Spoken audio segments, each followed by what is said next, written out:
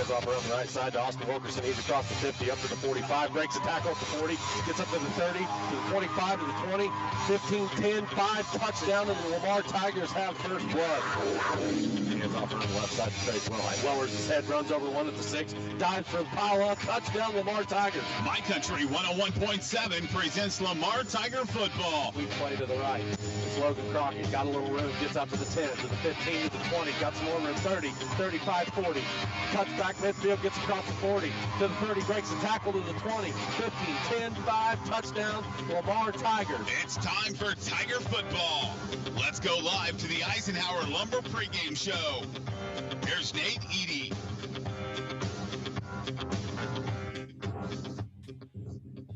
Welcome, Tiger faithful, to Reed Spring, Missouri, here on a nice sunny night, hot outside. Got a good week 2 matchup for you. Tigers going on the road this week, and last year at this time, as Coach Beshear mentioned in the post-game interview last week, tight game last year that the Tigers won in the fourth quarter, coming back to beat Reed Spring, excuse me. Just a little rundown of the Reed Spring Wolves. Head coach Andy McFarland, much like Springfield Catholic coach last year, that he's in his second year. The Wolves lost only 6 starters and 8 lettermen from last year, so retaining a lot of good talent, and kind of run down through their playmakers on offense for them is a senior defensive back, wide receiver, Evan Gross. He was a second-team all-conference wide receiver. He had 4 touchdowns last week in the win over East Newton, where the Wolves came out on that one 49-20. Big playmaker for the Wolves is Evan Gross, number 2. Next big guy, donned the cover of the Pigskin Preview, is junior tight end, defensive end Caden Weiss, 6'4", 245 pounds, first-team all-conference and district tight end DN, and a third-team all-state selection. The Wolves are bringing in the strength to this Wolves offense is definitely their offensive line. 7 experienced kids coming back, and they're headlined by the 6'3", 300-pound Blaine Blevins. He was an honorable mentioned all-district offensive lineman last year. He's playing center for him. Some other mentions is junior Moses Barr, 6'4", 290-pound. QBing for the Wolves tonight, the lefty sophomore quarterback Blandy Burrell.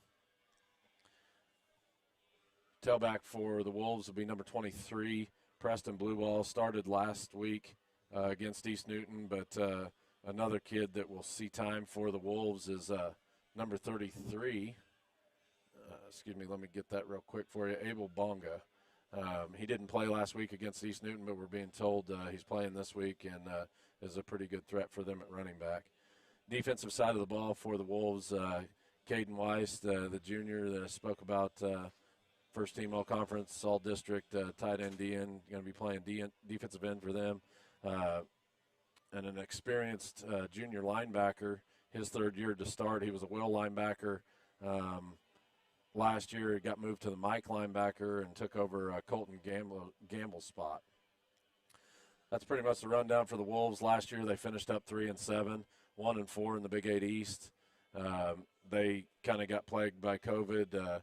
They actually got their first district win off of a forfeit, and then the next week they had to forfeit in the semifinal to Cassville due to COVID. So their season ended with 2 games not even being played, but got recorded as wins and losses.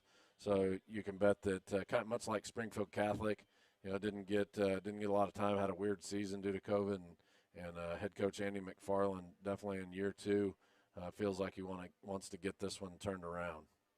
Wyatt, you want to go over what the Tigers accomplished last week in the 46-0 win over Springfield Catholic offensively? I mean, I just feel like we had a strong base. We knew what we were doing, but at the same time, we got to cut down on the penalties.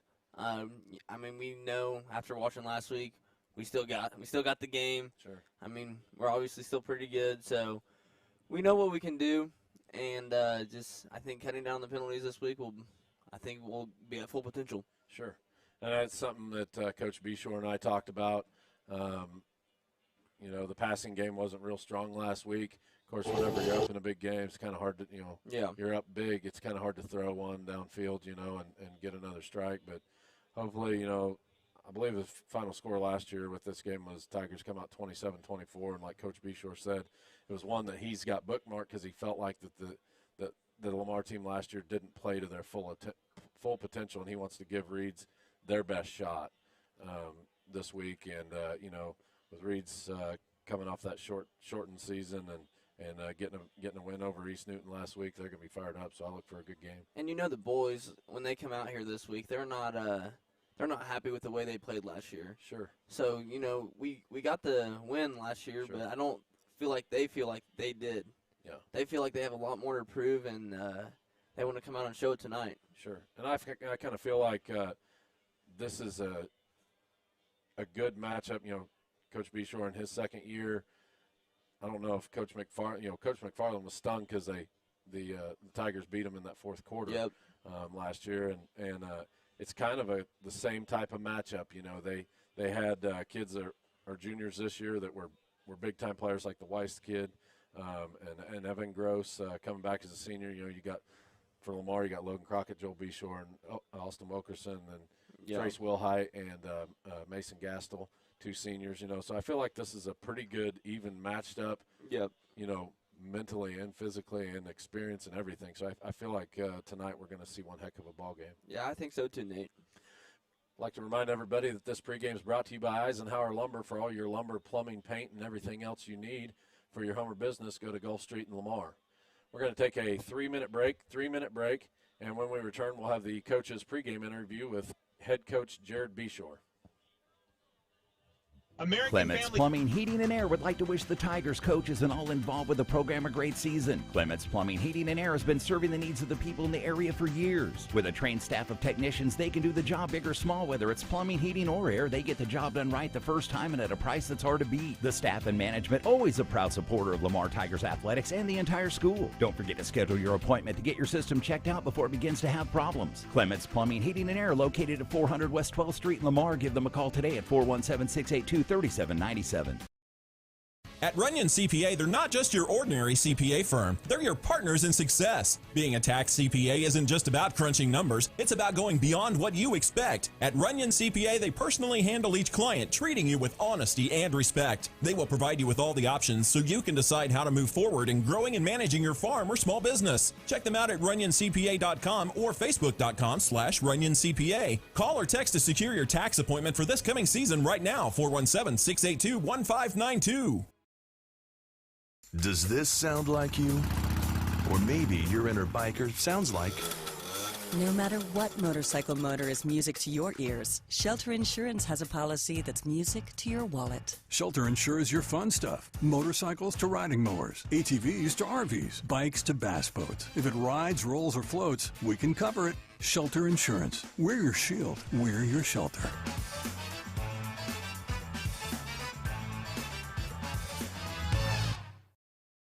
Do you want real pizza made fresh with homemade dough and sauce with all the ingredients? Go to Mother Tucker's Pizza. Your perfect pizza is waiting. They have curbside delivery, dine-in, daily buffet, fresh daily salad, or you can try the nachos, wings, mushrooms, and toasted right out of the oven sandwiches. Mother Tucker's Pizza has 12 specialty pizzas, or they can custom make yours. They also have a patio to hang out with friends and family. Come on by before the game. We're open Friday night home games only until 10 for carryout. Mother Tucker's Pizza, the pizza you've been waiting on. Next to the golf course in Lamar. Call ahead 681-0855.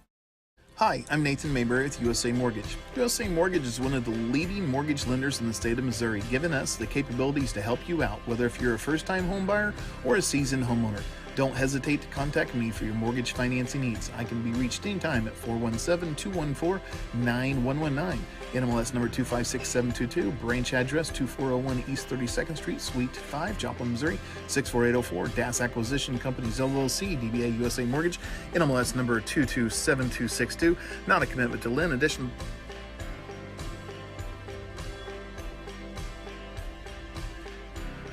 Headliners. Stop in and see the new location across from Clements Plumbing and Heating on 12th Street in Lamar. Call 417-392-9200 to schedule your appointment. Stay cooler and protect your investment.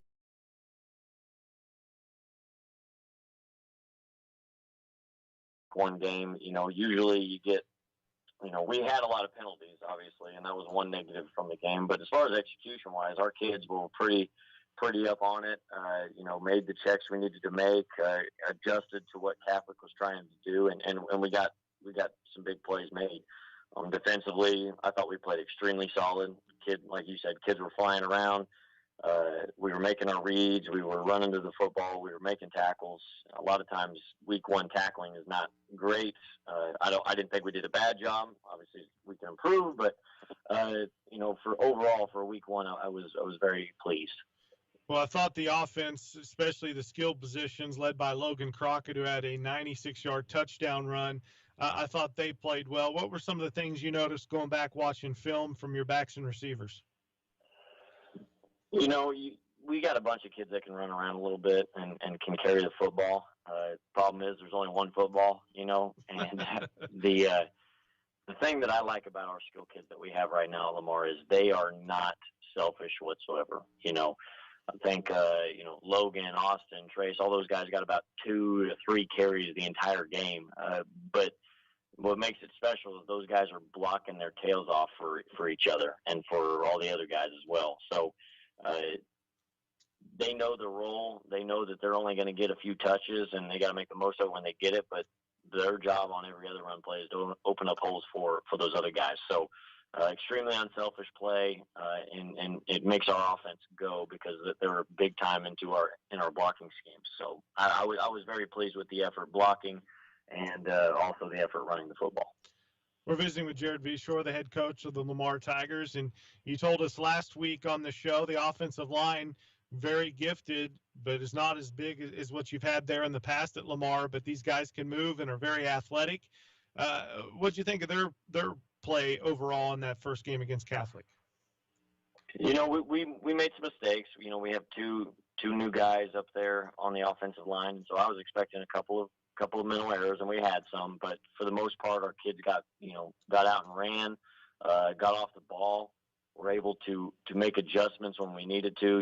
We really rely on our kids, to make blocking scheme calls at the line of scrimmage, depending on what the defense is doing. And they did that, and we adjusted. Catholic was jumping in and out of fronts, and so we had to make some changes, and our kids were very receptive to that.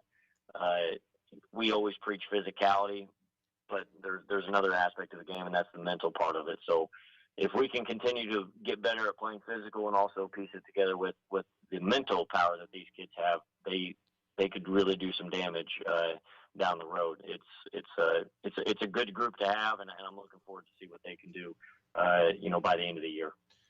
Well, you take on Reed Spring on the road, and they're coming off of a pretty good offensive performance as well, as they blew out East Newton 49-20. As you prepare for Reed's this week, Coach, what do they do that concern you?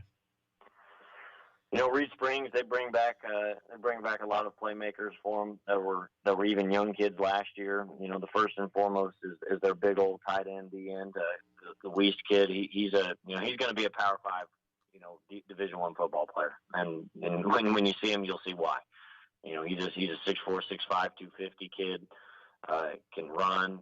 Made it to the finals in the 200 at state track last year as a sophomore at 240. So he's an impressive specimen. They got some other kids up front that play physical and that have good size. They got a couple other skill kids that can run.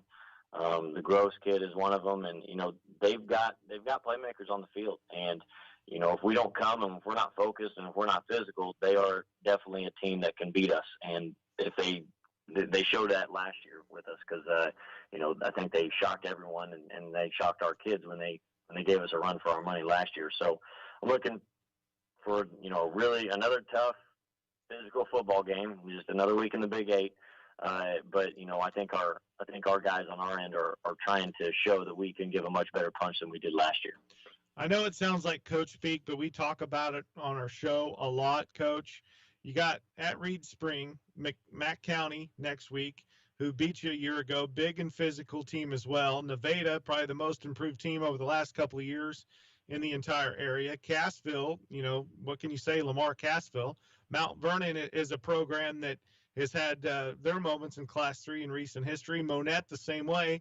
Then Seneca. I mean, it's going to be 7 straight games where we could just copy and paste your answer to that question. It's going to be another physical night in the Big 8. Do you feel like your team's prepared and ready to kind of set the tone over the next 7 weeks of the season? I hope so. We prepare our kids year-round to play tough and physical football.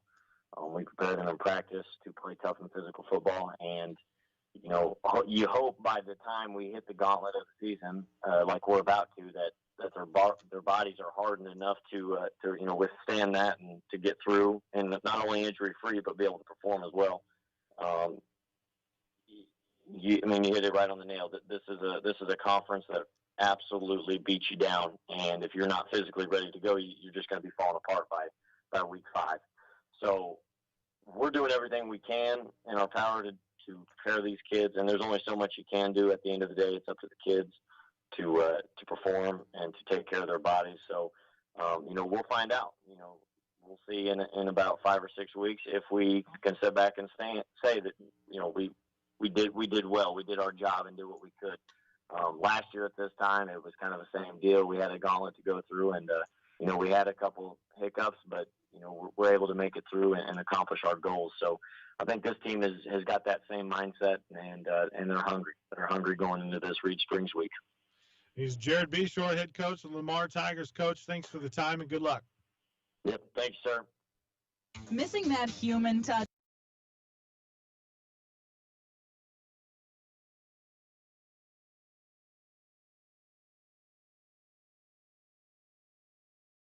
Like the comfy fit of a favorite pair of jeans and the tried and true performance of a new home comfort system from Rude. So here's to reliability built into everything we do. Rely on Rude. Get reliable year-round comfort with a new HVAC system installed by the pros at Jones Plumbing, Heat, and Air, the local team you can rely on because the best is not too good for you. Give them a call at 682-2780 and find them fast in names and numbers. Show your school spirit every time you pull out your wallet. Get a School Pride debit card from Lamar Bank and Trust. Whether you're a Lamar Tiger, a Golden City Eagle, or a Liberal Bulldog, we can print your team colors right on your card. Every time you complete a signature-based transaction, LBT will give 5 cents back to your school. May not sound like much, but over a year, it sure adds up. Stop by or visit lbt.com to learn more. LBT, a better way to bank. Member FDIC.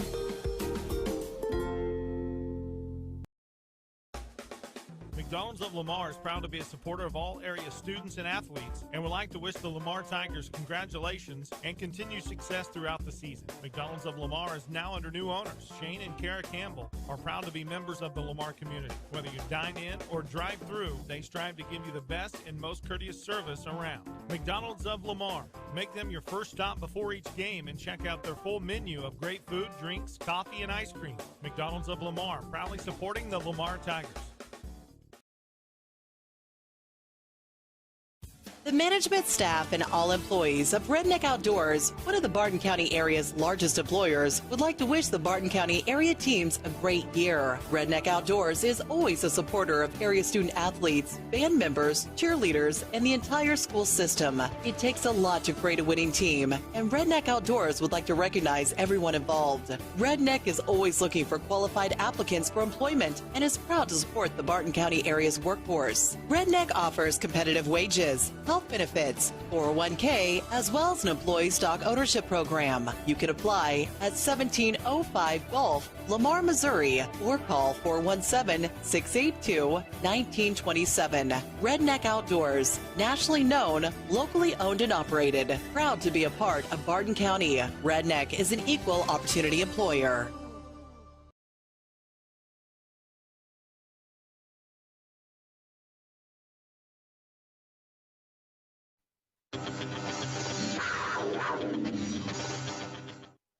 Welcome back to Reed Spring, Missouri.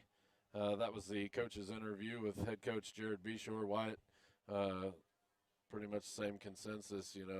Good matchup across the board, and Kaden Weiss, definitely a guy to shut down. I was kind of shocked by Coach Beshear predicting that he's a Division I talent, and definitely with the size that he is and the specimen that he is, you gotta think that on paper, but we're about to find out here in about 17 and a half minutes. I mean, it's pretty crazy to think about that. He's 240 pounds, is that what they said? 6'2", and he made it to the finals in track in the 200-meter. Yeah, and he's weighing 240. Yeah, I mean, seriously, like, that doesn't happen every day. No, and, to kind of match that on our side of the ball, I looked at 24, he's a 6 foot, 200 guy that's running the 100, and Logan Crockett. So, like I say, this just to me looks like a good even matchup across the board, and going to be an exciting game. You got you ready to give your keys to the game for the Lamar Bank and Trust keys to the game? Keys to the game. Yep. You got it. Offense. Yep. We're getting sharper. We'll get there. Turn it over keys to the game to you. You'll get there. Alrighty. So my first key to the game is limit penalties. Last week we had over 200 yards of penalties, and I think we have to limit those down. And a game like this, you're going to lose it if you have those penalties. So don't kill ourselves. Take care of the brotherhood. And what do I mean by take care of the brotherhood? I mean take care of the football. So OB always said every day at practice, before every game, he said take care of the brotherhood. So when you're carrying that football, you have the brotherhood with you. So, and then finish drives. Last week we'd get past the 50, and then we had to have. So it kind of goes back to penalties. We'd lose the drive after we get past the 50, and then we'd be back on defense. And luckily for us, Austin was able to hit the big long run, Yep. and Logan had his 94-yard run. Yep. So I like that. Yep. So I think we're ready for defense. Defensive side of the ball, go with it. Go ahead. We needed form tackling. Yep. So last year I was watching film on them. I mean, I kind of remember, but not really. But we didn't make very many open field tackles, like at all, on any of them. Right. So we have to tackle, and then no home run plays. Don't let them get a big shot on us at any point of the game. If they're gonna score on us, make them earn it. Make the big play when it counts. During those late third quarters, start of fourth, and then especially at the start of the game. Once that big play opportunity comes, we have to jump on it. You can't drop an interception. You have to play clean football the whole game. Yeah, I think just kind of building off what you're talking about, getting a little feedback there somehow. What you're talking about with that big play, why is the momentum switch, and we was talking about it before the game. Whenever you're doing those keys, that momentum switch is huge, and it's usually really big at the start of a game, and then definitely if you're in a tight game, so to speak, nail in the coffin is where a defense can turn them, and special teams. Yeah. So I'm with you. Good job for your first week on that. That was the Lamar Bank and Trust keys to the game. You did a good job. You build on that. Appreciate it. All right. We'll take another 3-minute break and be right back to continue this Eisenhower Lumber pregame show. You listen to 101.7 KHST. If your car running rough, maybe it needs some TLC from Gearhead. Gearhead's Garage is conveniently located at 705 East 12th Street in Lamar and offer full automotive repair services, including repairs from rear ends to front ends and everything in between, even tires. Now you know why they're called Gearheads. Stop in and visit with Brian or Leo and schedule your next vehicle maintenance at Gearheads. Gearhead's Garage, 705 East 12th Street in Lamar, a proud sponsor of Lamar Sports. A winning team takes dedication, motivation, and inspiration to achieve their goals. Parks Mechanical and Excavation want to wish the Tigers and all area teams great success. Parks Mechanical and Excavation takes the same approach with every customer. Services that they specialize in are plumbing, heating and air conditioning, basic and advanced septic tank systems, dump truck service, roll-off dumpster rentals, skid steer service, demolition and backflow preventer installation and certification. Get the job done right. Call Dalton Parks at 417-682-3042. It's next to Dairy Queen in the Strip Center, 417-682-4770. The shop that is just full of surprises. Missing that human touch with your bank? Come talk to a real person at Community National Bank and Trust, your local bank that's small enough to know you, yet big enough to offer the best products. Your busy lifestyle requires banking options like mobile deposit and people-to-people pay. With locations in Southeast Kansas and Southwest Missouri, let Community National Bank and Trust keep your finances safe and your spending smarter. Visit mybankcnb.com for a location near you. Community National Bank and Trust, federally insured, locally awesome.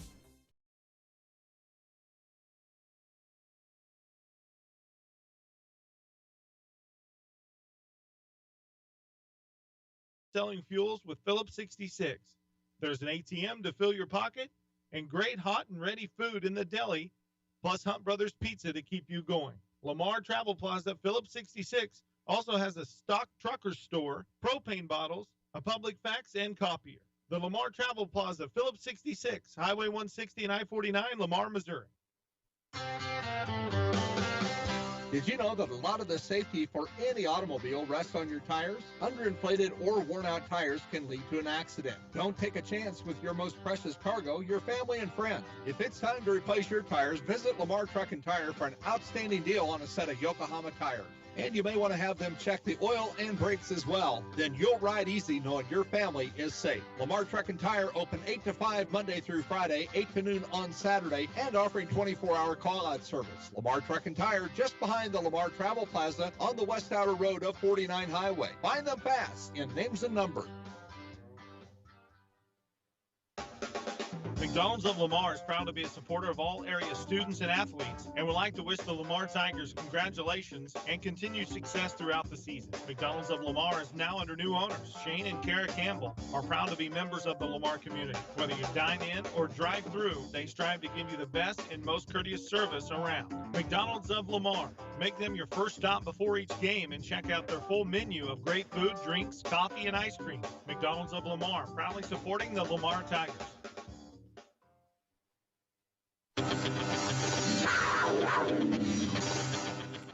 Welcome back to Reed Spring, Missouri, Wyatt, and we're about 10 and a half minutes to kickoff here.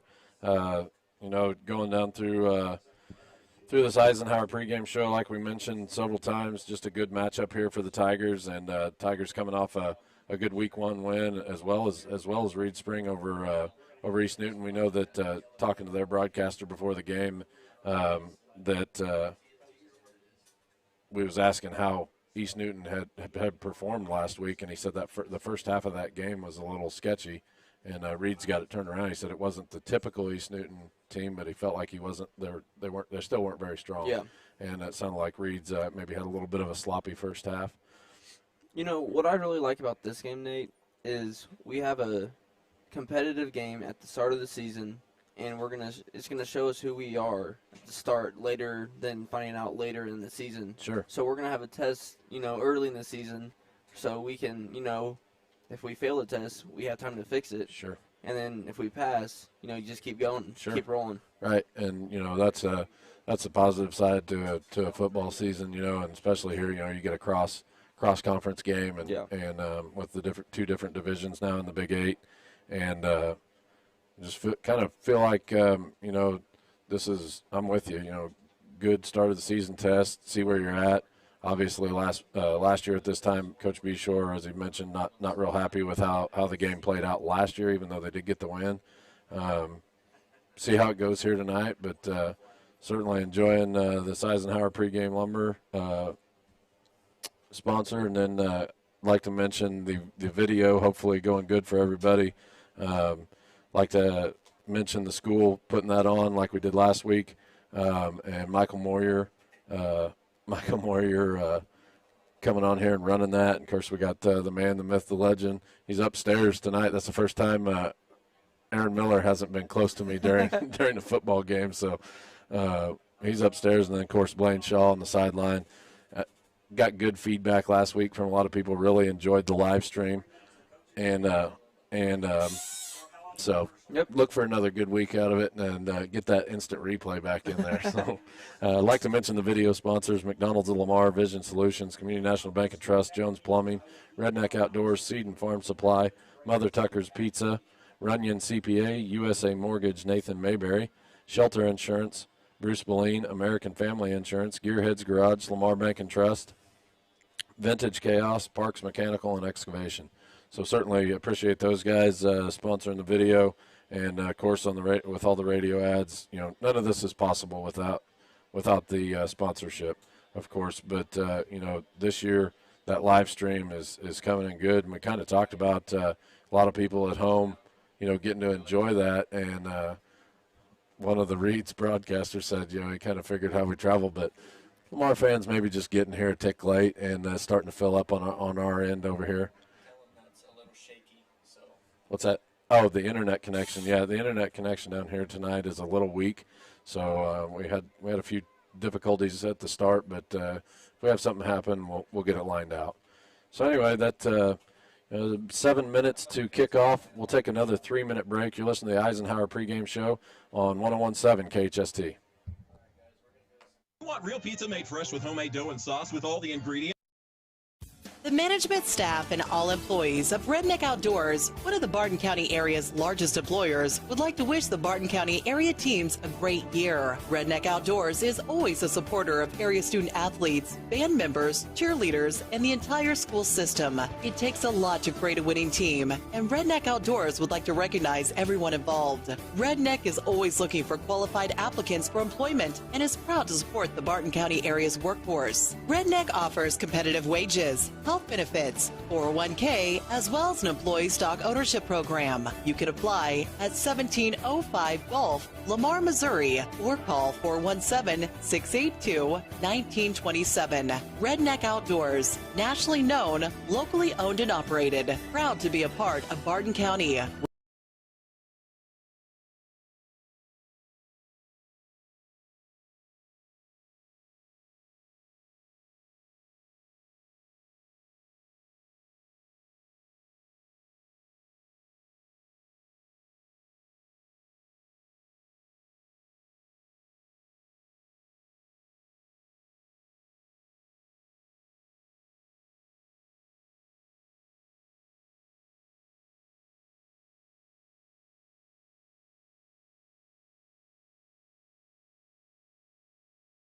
Being a tax CPA isn't just about crunching numbers, it's about going beyond what you expect. At Runyon CPA, they personally handle each client, treating you with honesty and respect. They will provide you with all the options so you can decide how to move forward in growing and managing your farm or small business. Check them out at runyoncpa.com or facebook.com/runyoncpa. Call or text to secure your tax appointment for this coming season right now, 417-682-1592.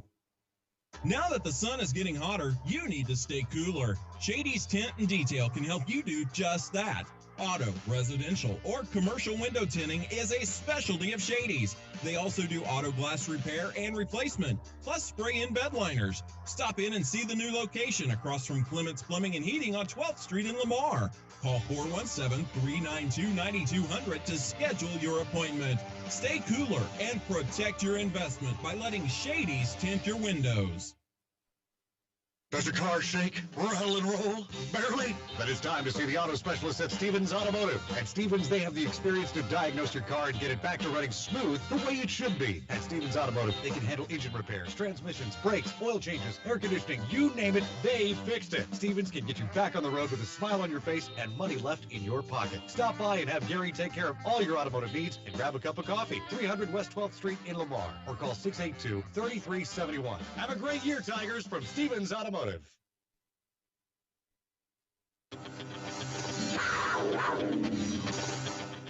Welcome back to the Eisenhower pregame show. You're listening to 101.7 KHST. Nate Eady and Wyatt Hall bringing you here this Week 2 matchup between the Lamar Tigers and the Reed Spring Wolves.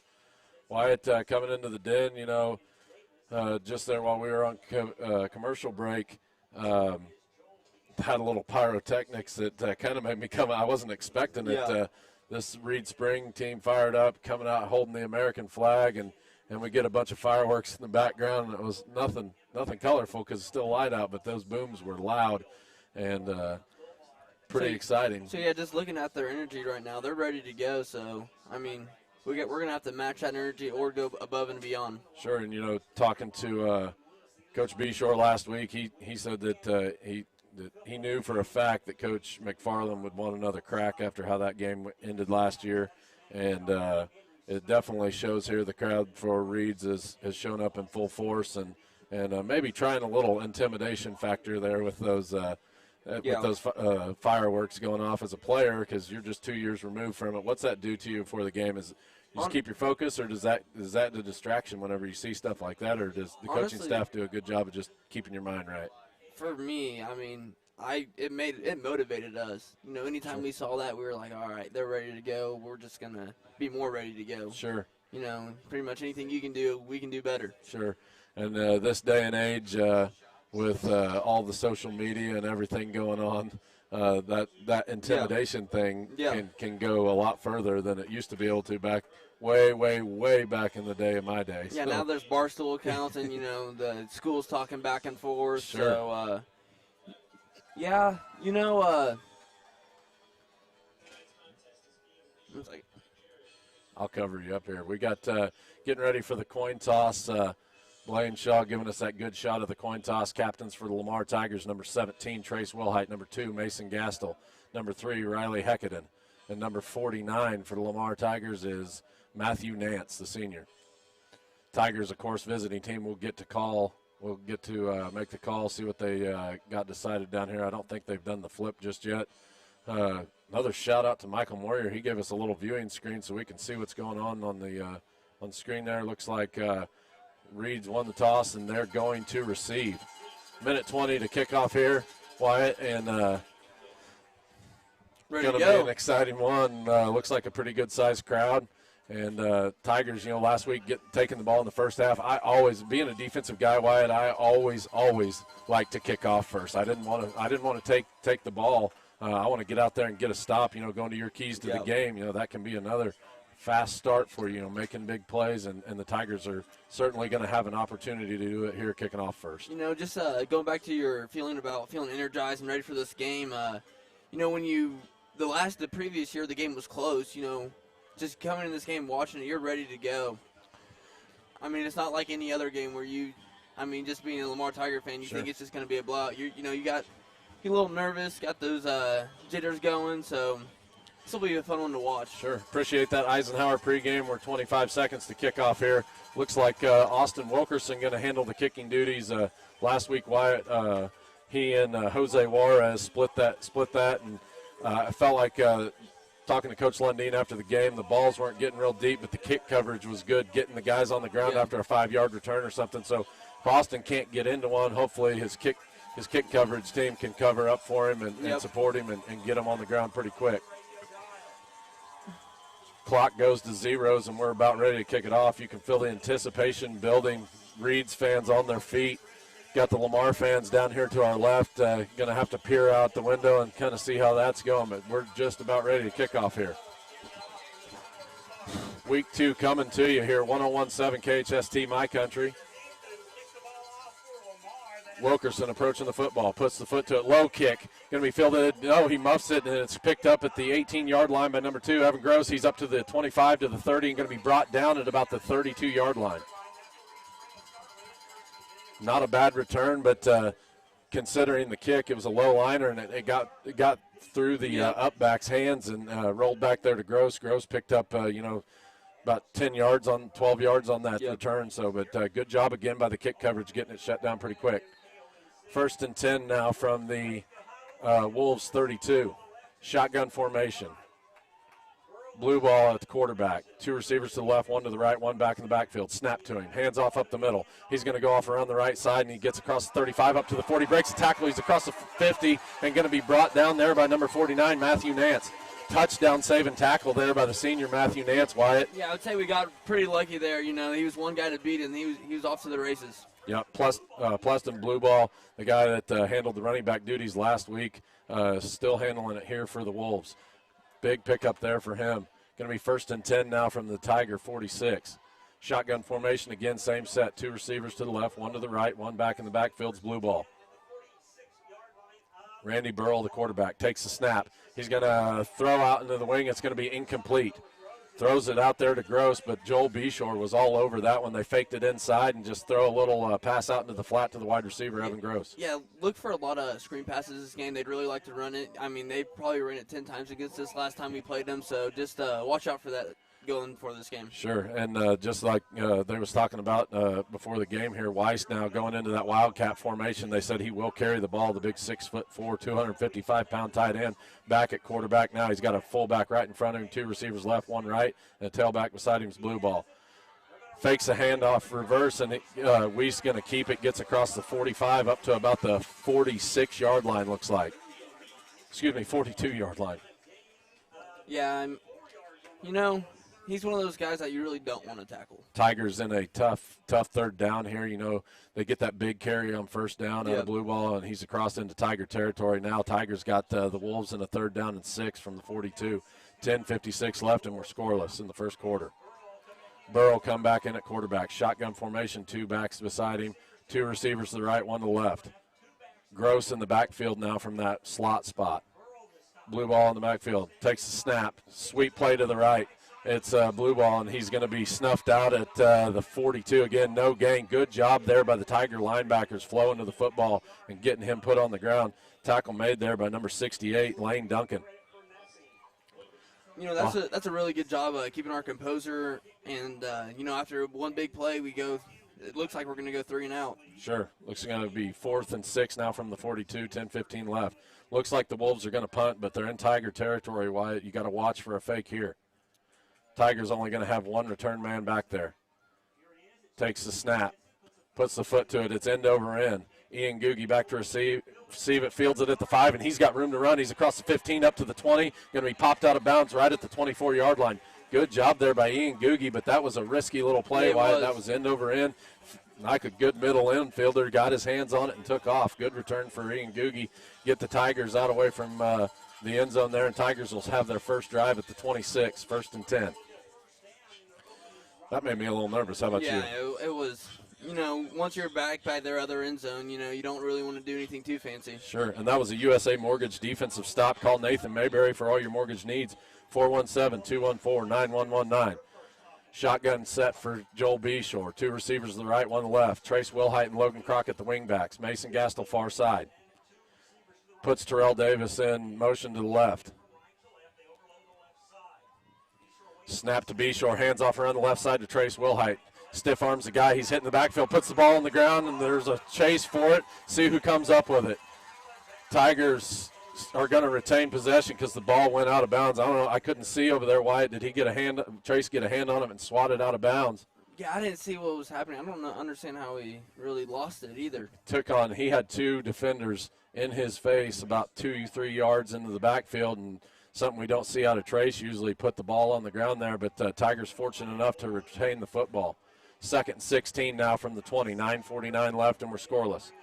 2 receivers to the left, 1 to the right. Wilhite and Crockett in the wings. Motion to the right with Terrell Davis. Hands off around the right side to Trace Wilhite. He's going to make a guy miss at the 20. Drives ahead to the 25. Breaks another tackle. Gets across the 30. Up to the – they're going to actually mark him out at the 29. Said he stepped out there.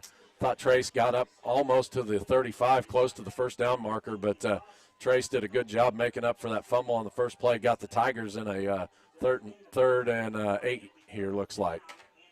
Yeah, if they didn't step out of bounds, we would have got another 6 yards. Yeah.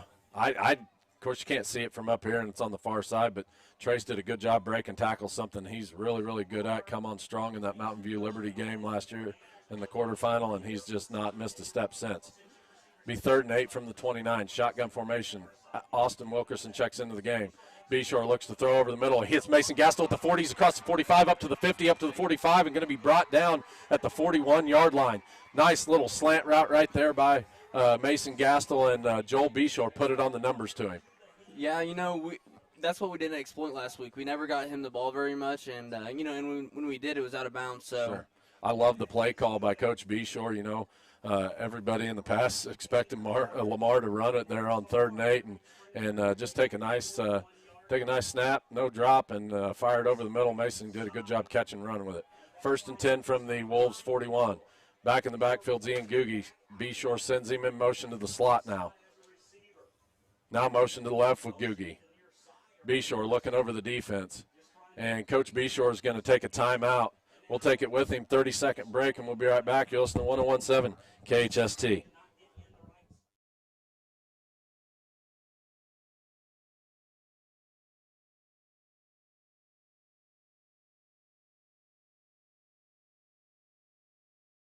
Do you want real pizza made fresh with homemade dough and sauce with all the ingredients? Go to Mother Tucker's Pizza. Your perfect pizza is waiting. They have curbside delivery, dine-in, daily buffet, fresh daily salad, or you can try the nachos, wings, mushrooms, and toasted right out of the oven sandwiches. Mother Tucker's Pizza has 12 specialty pizzas, or they can custom make yours. They also have a patio to hang out with friends and family. Come on by before the game. We're open Friday night home games only until 10 for carryout. Welcome back to Reed Spring, Missouri.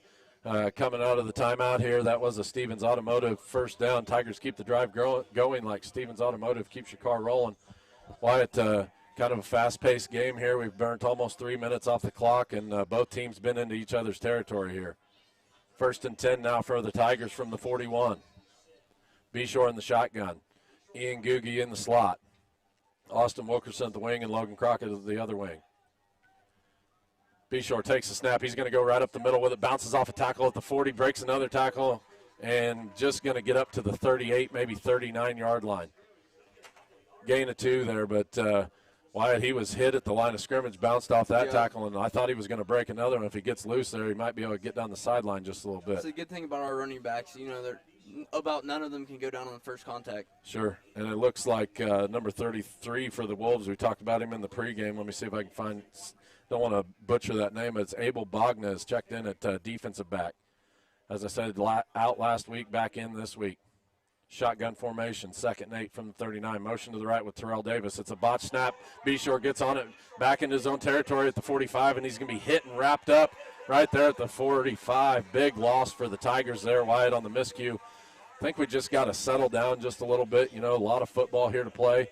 And a little miscommunication there between Beshear and Terrell Davis, and fumble on the play. Big loss for the Tigers. Going to back them up to 3rd and 14 now from the 45. You know, those little mistakes are going to drive Coach Beshear insane. Yep. And, you know, it's some stuff that he talked about last year after the Tigers pulled that win out. He wasn't real happy. He felt like the first half and third quarter were really, really sloppy for the Tigers. Kind of looking that way, but we got a 3rd and long, and see what happens here. 7:40 left on the game clock, and the Tigers are going to burn another timeout. Burning their second timeout here early in the first quarter. We'll take a 30-second break and be right back. You listen to 101.7 KHST. Clements Plumbing, Heating, and Air would like to wish the Tigers coaches and all involved with the program a great season. Clements Plumbing, Heating, and Air has been serving the needs of the people in the area for years. With a trained staff of technicians, they can do the job big or small. Whether it's plumbing, heating, or air, they get the job done right the first time and at a price that's hard to beat. The staff and management, always a proud supporter of Lamar Tigers athletics and the entire school. Don't forget to schedule your appointment to get your system checked out before it begins to have problems. Clements Plumbing.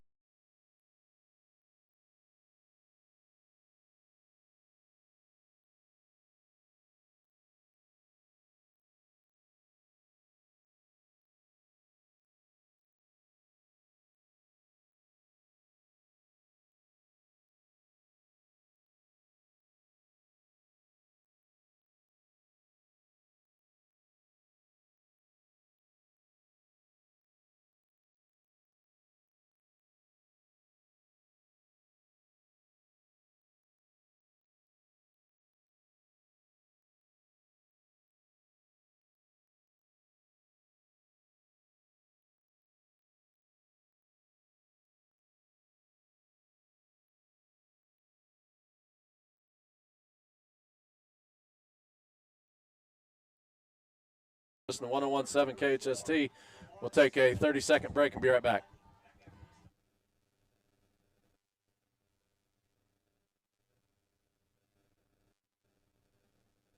American Family Agent Eric Hughes invites you to come in and review your insurance needs. Eric has home, commercial, life, and auto to cover all your insurance needs, and American Family to back you all the way. Stop by the office today at 407 West 12th Street in Lamar, or call 417-682-3725. For peace of mind, have the right insurance agent, Eric Hughes and American Family. American Family Insurance.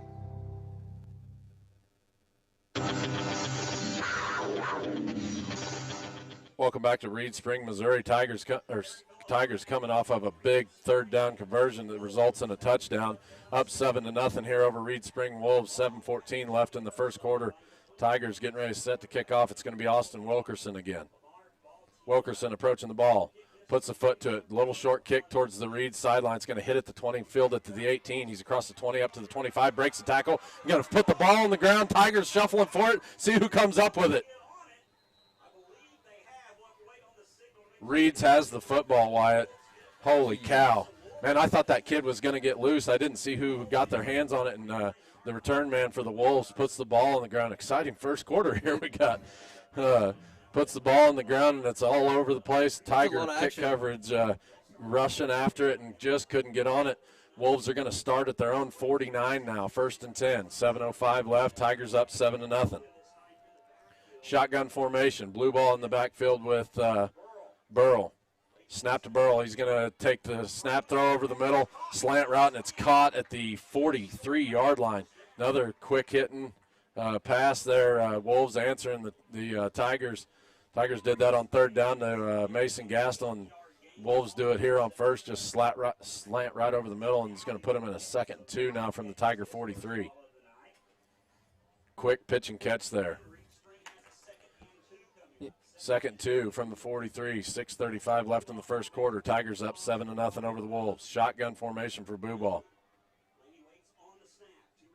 Snap to the quarterback. He's going to hand off up the middle. He's going to be hit at the line of scrimmage. Good job there. Looked like Mike Mills got the first hand on him, and then looked like the middle linebacker, Kyler Nance, cleaned it up. Good job there by Mike getting his hands on him and slowing him up just a little bit where the middle linebacker getting cleaned up. Kyler Nance, just filled in a couple games last year. Now he's starting Mike linebacker. Did a good job now. We got the Wolves in a 3rd and 3 from the 44. Shotgun formation. Blandy Burrell, the quarterback.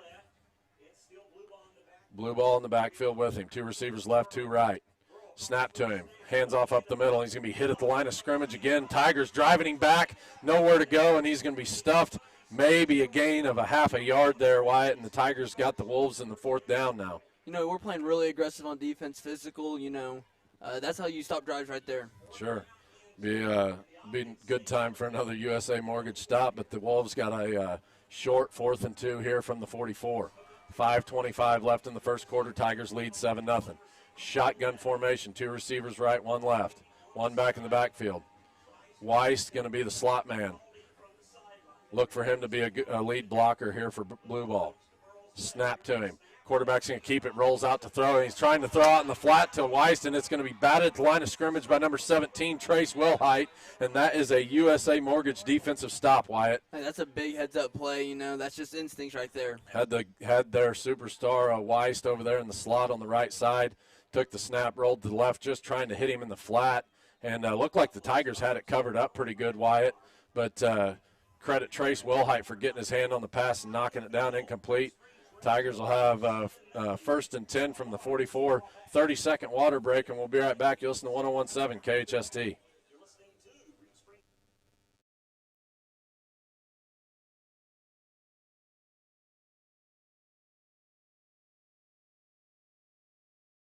Does this sound like you?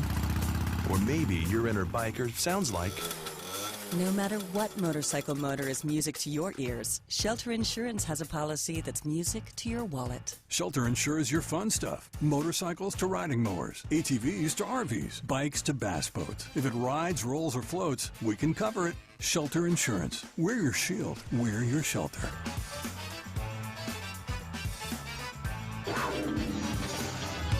Welcome back to Reed Spring, Missouri.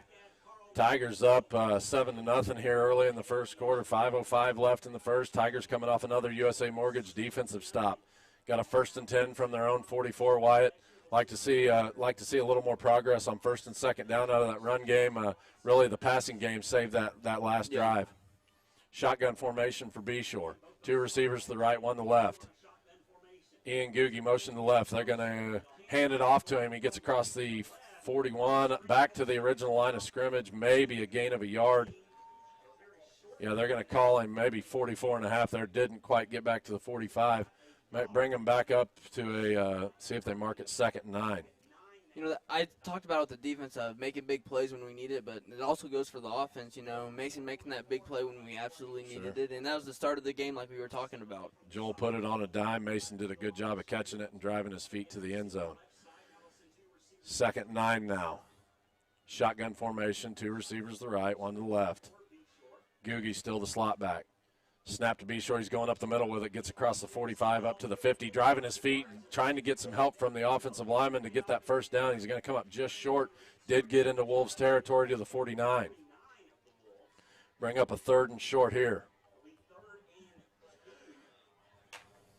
Nice little quick hit and play. Seen a lot of that out of Joel last week. Last week he was getting 15 and 20 yards there. This Wolves defense is a little more stingy than Springfield Catholic, doing a good job flying to the football. I think those long stretch, slow developing plays, not going to be the ticket here tonight maybe. It's early in the game. That's just an early prediction. 3rd and 2 from the Wolves 49, 3:45 left, and Tigers come out in the heavy set. Mike Mills at the lead fullback spot. Beshear takes a snap, hands off to Wilkerson, and he gets just across the 46, enough for a Stevens Automotive first down.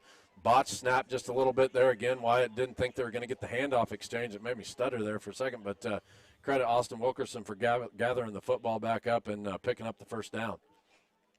Yeah, we're not really helping ourselves a lot when you need that 2-yard, those 2-yard games.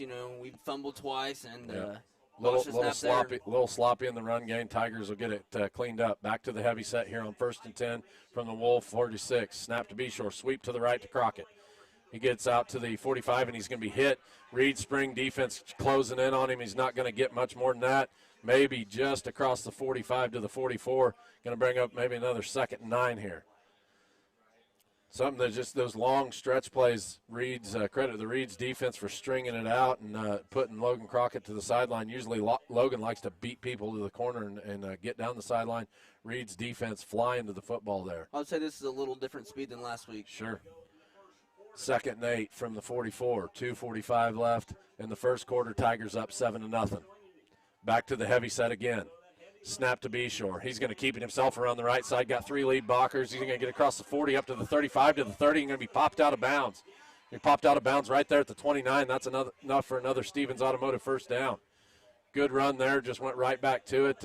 Throw an extra blocker in there, and Beshear got in behind Logan Crockett and Big Mike Mills and picked up the first down. 2:28 left here in the first quarter. Tigers up 7-0. Moving the ball again here. Good job there by Beshear, kind of being just a little bit patient and then turning on the gas when he needed to get the first down. Tigers break the huddle. Back to the heavy set again.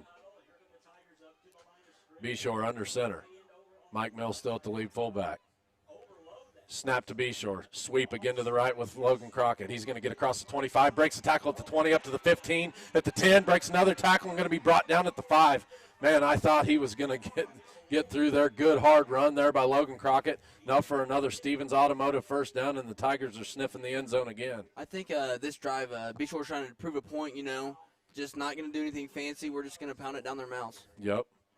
Tigers back in a good spot here from the Wolf 5-yard line. And Logan did a good job breaking tackles there. I think first contact was about the 30-yard line and did a good job getting it down to the 5. Back to the heavy set again. Beshear under center. See what the call is here. 2 minutes left in the first. Snap to Beshear. Runs into his own man. It's going to be fumbled and going to be recovered at the 10-yard line. Loss of 5 on the play there. That handoff exchange looks like Beshear just ran into his own back there. Didn't see who the contact was with. Definitely one of the 2 split backs, I think, between either Wilkerson or Crockett, but didn't get the handoff exchange. Just kind of shoot yourself in the foot. You got 5 yards to go to pay dirt. Now you're looking at a 2nd and goal from the 10.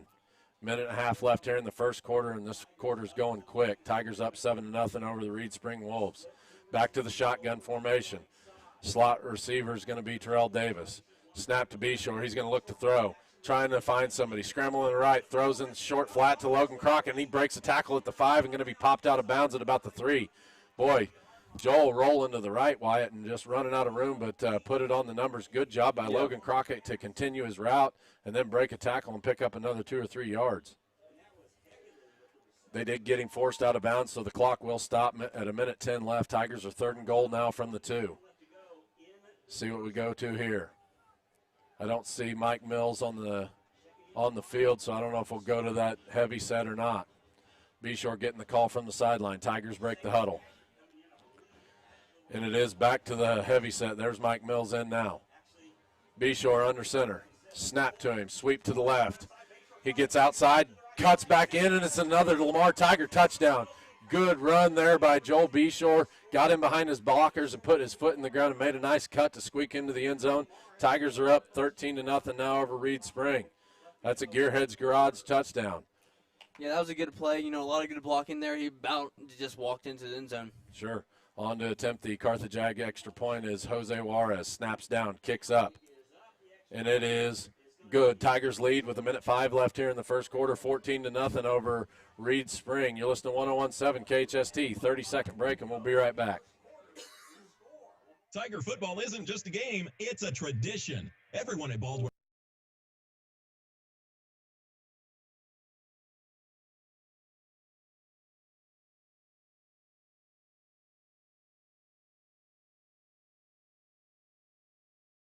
Now that the sun is getting hotter, you need to stay cooler. Shady's Tint and Detail can help you do just that.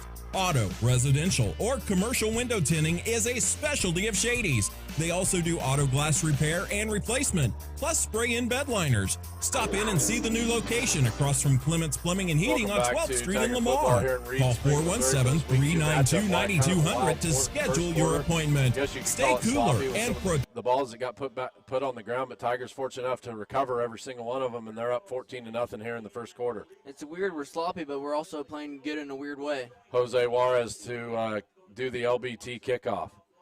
Juarez puts his foot to a little bit short, going to hit at the 25-yard line and go out of bounds, and that'll be an illegal procedure penalty for the Tigers, and that'll mark the ball, I think, 40-yard line, maybe 35. I don't remember what they spotted in high school. See what they spot here. Yeah, well, going back to the offense, it's kind of helter-skelter. They found a way to get it done, thankfully, but just back and forth the way we're playing. It's, you usually don't finish drives that way, but we sure are. Sure. And really a credit to this defense, Wyatt. I think Reeds has got two first down on them, and do a good job after that first down. Tigers getting the stop and getting off the field. 1st and 10 here from the Wolf 35. 1:05 left. Tigers up 14-0. Shotgun formation, one back in the backfield. Snap to the quarterback, looking to throw. He's going to throw one deep over the middle. It's way over Gross's head. It's going to be incomplete. Maybe a little miscue on the route or something, but Tigers had it covered up good. Didn't see who was covering the good wide receiver, Evan Gross, for the Reed Springs Wolves. I think it was Joel Beshear that was on him, but Austin Wilkerson was back there in case they tried to go too deep. Quarterback just put it way deep, about 10 yards over his head, and incomplete pass, bring up a 2nd and 10 from the 35. 1 minute left even. Shotgun formation. One back in the backfield. Snap to the quarterback. He's going to roll to the left. Looking to throw short, and he fires one into the dirt to Gross, and it's incomplete. Riley Heckaden on the coverage there looked like he was a few steps off of him. If they complete that, Gross being the playmaker, he might have some room to run and definitely maybe pick up a first down. But the quarterback for Reed Spring Wolves, Blandy Burrell, just fired it into the dirt. I didn't see what kind of pressure he had on him. They did run a little play action there. Tyson Williams got real close to him. Shotgun formation now, 3rd and 10. Snap to him. He's going to look to throw. He's looking over the middle. He's going to hit Weiss at the 40-yard line. He breaks the tackle, breaks another tackle at the 45. He's across the 50 up to the 45. Going to be brought down there by Matthew Nance in Tiger territory. Enough to pick up a first down there for the Wolves. There it was, Wyatt. They just ran him on a drag route across the middle. He got his hands on it and broke 2 tackles, got into Tiger territory. I think Austin went for the ball there when he caught the ball and tried to get out of his hands and then just missed the tackle. 1st and 10 now from Tiger 44. 40 seconds left in the first quarter. 2 receivers come out, one to the right, one to the left, 2 backs in the backfield now with the quarterback. Snap to him. He's going to hand off, and he's going to look to throw. He throws up the Tiger sideline. It's up in the air. It's going to be caught at the 10-yard line there. Evan Gross looked like he was going to run a sweep play there and pulled up the throw on the trickery, and they completed all the way down to the 10-yard line. Didn't see who was in coverage there for the Tigers, but did a good job putting him on the ground. That ball was up in the air for quite a while. I thought maybe he had a chance to come in and make a play on it, but the Wolves now sniffing the end zone here in the first quarter. That was a really good ball. It's almost unguardable there, but he made the play. So Gross doing a lot of the heavy lifting here for the Wolves. They tried to complete 2 passes to him early in that drive. They get the first down with Weiss and then run a halfback pass with him. Breaks the huddle, 1st and goal from the 9. Shotgun formation, 2 right, 2 receivers to the right, 1 to the left, 1 back in the backfield. Quarterback tries to jump him off. Tigers get back, no penalty on the play, 3 seconds left, and I think the Wolves are going to let the clock burn off. They will. That'll bring an end to the first quarter. Tigers up 14-0, and you're listening to 101.7 KHST. We'll take a 1-minute break and be right back.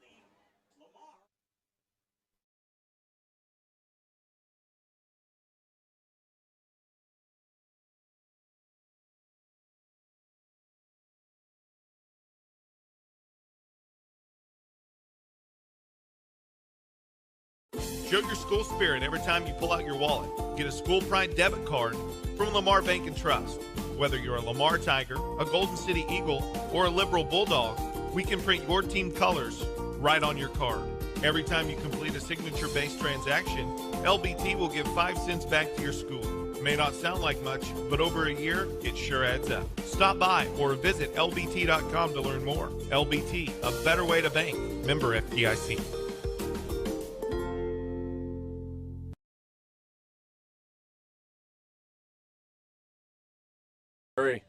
Tigers here in a tough week 2 matchup. They are up 14-0 here to the start of the second quarter. But Reed Spring on a halfback pass get all the way down into Tiger territory to the 9. Got a 1st and goal from the 9. Wyatt, they said Evan Gross had 4 touchdowns last week, and you see they're trying to get him the ball any way possible, trying to throw it to him, let him run what looked like a jet sweep, and he pulls up and throws a 30-yarder down to the 9. Wolves going to break the huddle. They're going to go 1 back in the backfield, 2 receivers to the left, 1 to the right, excuse me. Snap to the quarterback. He's going to run a sweep to the left. Tyson Williams giving chase. He's going to be bottled up there at the 8-yard line and knocked out of bounds hard there by Austin Wilkerson and Tyson Williams. Good job stringing that to the sideline, Wyatt. I didn't know that if Tyson would get there, but Austin Wilkerson coming from that safety spot and closing ground fast. Yeah, he just had to keep pushing him outside. He doesn't necessarily have to get there, but push him out long enough for someone else that can. Sure. Good job by Austin Wilkerson running his lane, and he actually going to mark him at the 6. 2nd and goal from the 6-yard line. Breaks the huddle. Shotgun formation, 2 receivers left, 1 right, 1 back in the backfield. New back in the backfield is number 25, Chris Daniels. Snap to him. He's going to hand off around the right side. He's looking for the end zone, and Austin Wilkerson comes up at the 4 and makes a nice solo tackle. Keeps him out of the end zone now, going to bring up a 3rd down. Be 3rd and goal from the, 3-yard line. Man, I thought he was for sure in there, and Austin again coming from that safety spot, closing the alley down quick and getting him on the ground. Tigers need 2 stops here and 3 yards. I would guess here they don't go up the middle. Weist comes in at the Wildcat spot.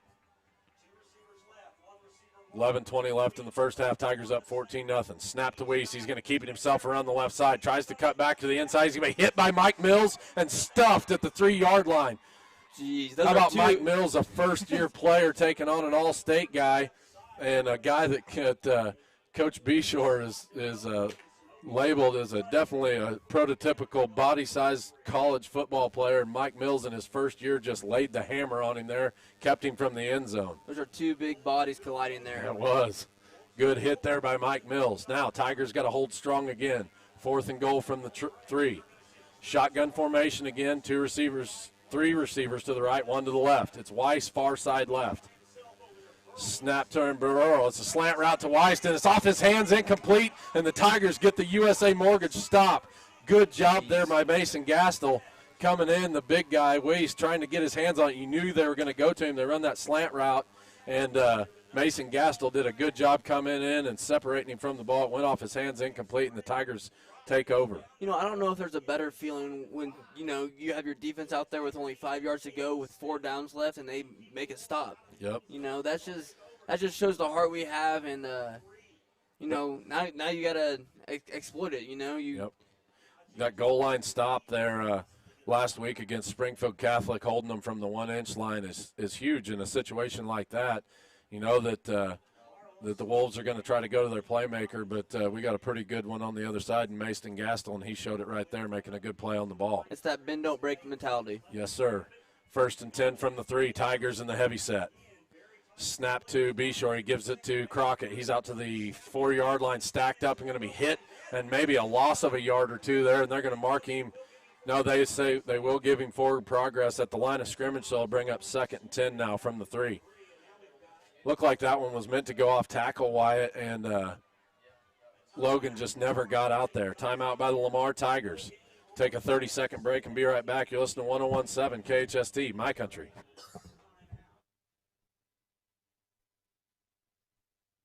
At Runyon CPA, they're not just your ordinary CPA firm. They're your partners in success. Being a tax CPA isn't just about crunching numbers. It's about going beyond what you expect. At Runyon CPA, they personally handle each client, treating you with honesty and respect. They will provide you with all the options so you can decide how to move forward in growing and managing your farm or small business. Check them out at runyoncpa.com or facebook.com/runyoncpa. Call or text to secure your tax appointment for this coming season right now, 417-682-1592.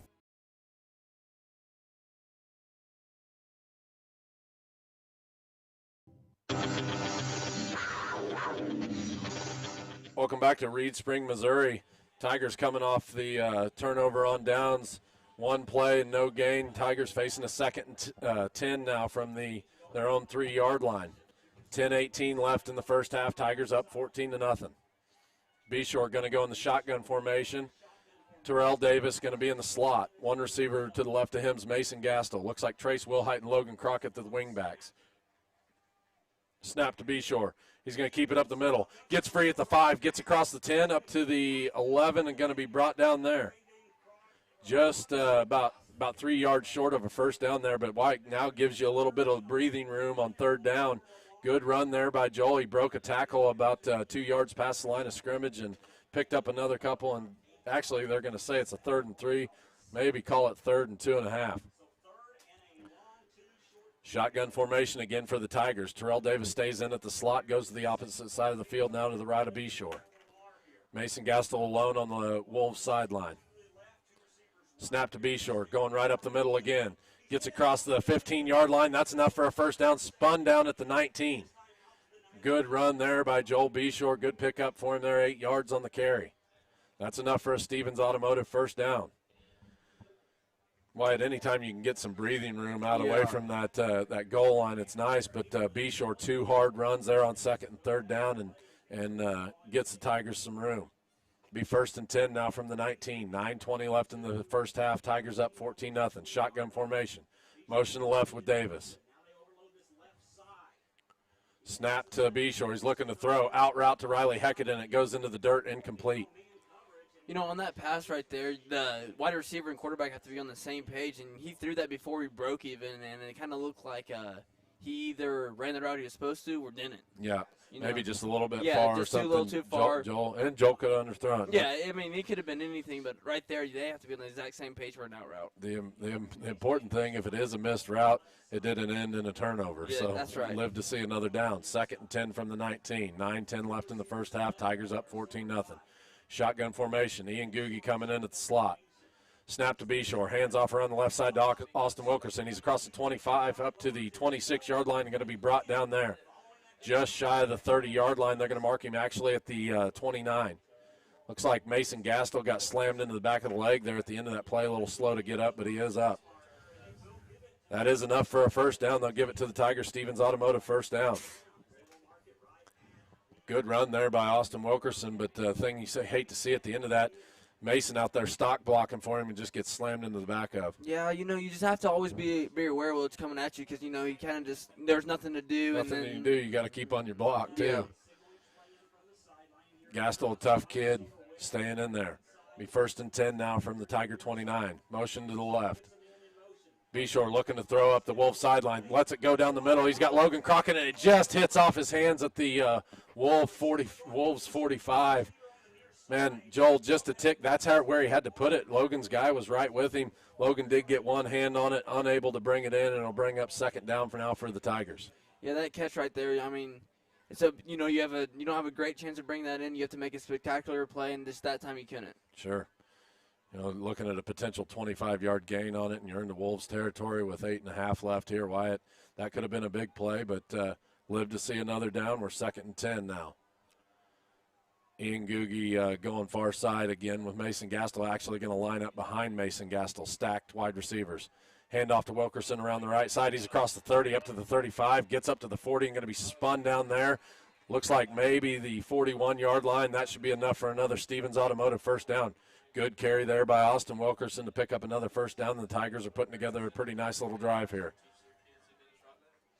Yeah, and, we haven't really had a penalty or a fumble yet, so, it's a lot nicer to just see lots of fumbles, just didn't get taken away from us. Something they'll definitely probably talk about at halftime. Looks like Tigers trying to make some substitutions. Looks like Logan Kish coming in on the field. Shotgun formation. Kish checks in at the wing back for Logan Crockett. Trace Wilhite at the other wing. Motion to left with Davis. Snap to Beshear. He's going to hand off around the right side to Logan Kish. He's across the 45, driving to the 50, gets into Wolf territory. That'll be enough for another Stevens Automotive first down. Tigers going to be actually marking down at the 48 into Wolves territory on the other side of the 50. Good run there by the sophomore. Wyatt, he's one of those kids, last year he was a mop-up guy, and as a sophomore here, gets a big carry there and gets into Wolves territory midway through this second quarter. It's always nice to see a guy come in and during varsity crucial moments and actually get a carry and do something with it. Good call by the coaches, getting him in the game, fresh legs, and he picks up a first down for the Tigers.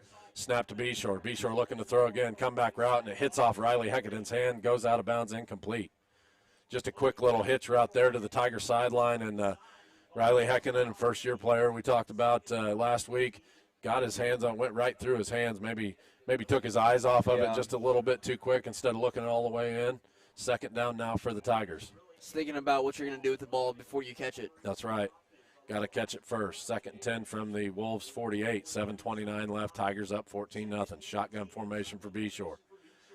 Terrell Davis in the slot. Beshear going right up the middle. Gets across the 45. Breaks a tackle up to the 40, and he's sniffing the first down again there. Well, we always have that to go back to. Actually mark him down at the 38, and it is enough for a Stevens Automotive first down. Tigers just chipping away at him here. Kind of show that early season conditioning right here. Tigers picking up good yardage right up the middle on them. Be 1st and 10 from the Wolves 38. 7:10 left here in the first half. Tigers up 14-0. Googie comes in at the slot now for Terrell Davis. Kish still in at the wing, and Austin Wilkerson at the other. Snap to Beshear, hands off to Kish around the right side, cross the 40, up to the 35, breaks tackle 30, spun down at the 28, 29-yard line there. Enough for another Stevens Automotive first down. Good running out of the sophomore here on 2 carries. He's 22 yards on 2 carries there. Good production from him, fresh legs, and getting him on the field and doing his job. Looks like we're going to have a water break. We'll take it with them. Tigers up 14-0. You're listening to 101.7 KHST, My Country. Farming is a competitive.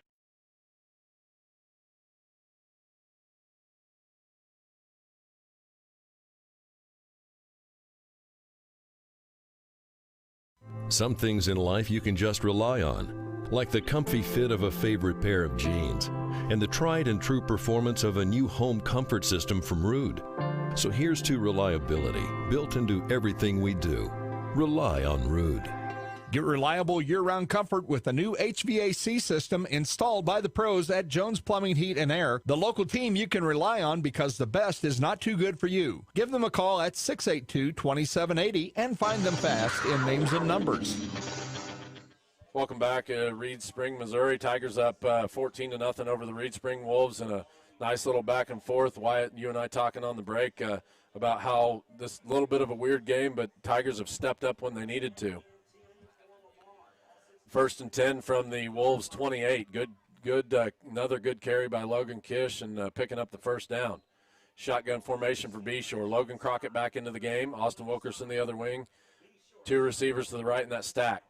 Looking out in the flat to Ian Googie. He's got it caught at the 30, gets up to the 25, driving ahead, and going to get up maybe 24-yard line. Nice little pitch and catch there. That same formation they ran just a minute ago where they stacked Ian in behind Mason. They did it in behind Riley Heckaden. Just threw it out in the flat to him, and Ian picks up a nice, cool 4 or 5 yards.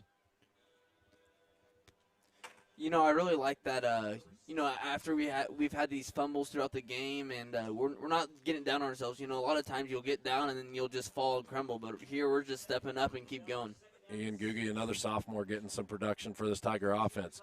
Googie stays into the slot, motion to the right, 2nd and 6 from the Wolves 24. Motion back to the left, and there's a flag on the play. I think they're going to get, look like Googie maybe started forward before he went back motion left. It is illegal procedure, back him up 5 yards, and I'll put him in a 2nd and 11 now. The way we run our offense, it's so easy to get illegal procedure on us. There's so many backs and motions at so many times. So, one false step, flag's coming.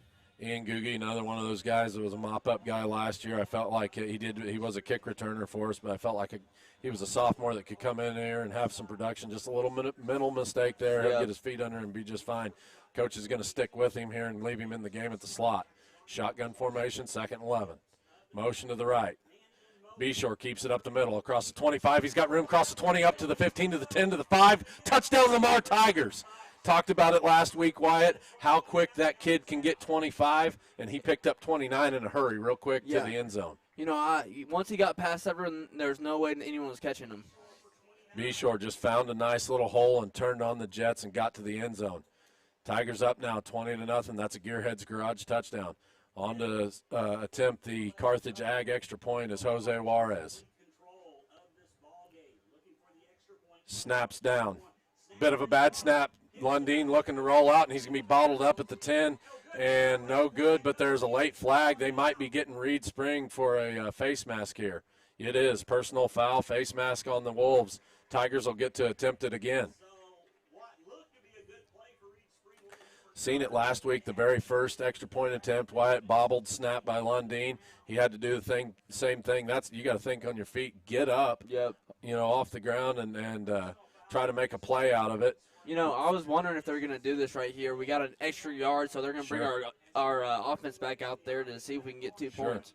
Got the penalty, little mistake there by the Reed Spring Wolves getting the face mask, and now going to give the Tigers an opportunity to go for 2 here on the Carthage Ag extra point. Maybe a little Mike Mills special. Mike Mills, he said last week, just give me 2 yards. Well, if Mike can get 1 here, the Tigers are going to get a 2-point conversion. Beshear under center. Snap to him, gets it to Mike Mills, and he powers it into the end zone for a good 2-point conversion. Tigers up now 22-0 with 5:44 left in the first half. Here's the 101.7 KHST My Country. We'll take a 30-second break and be right back. Beardy's Custom.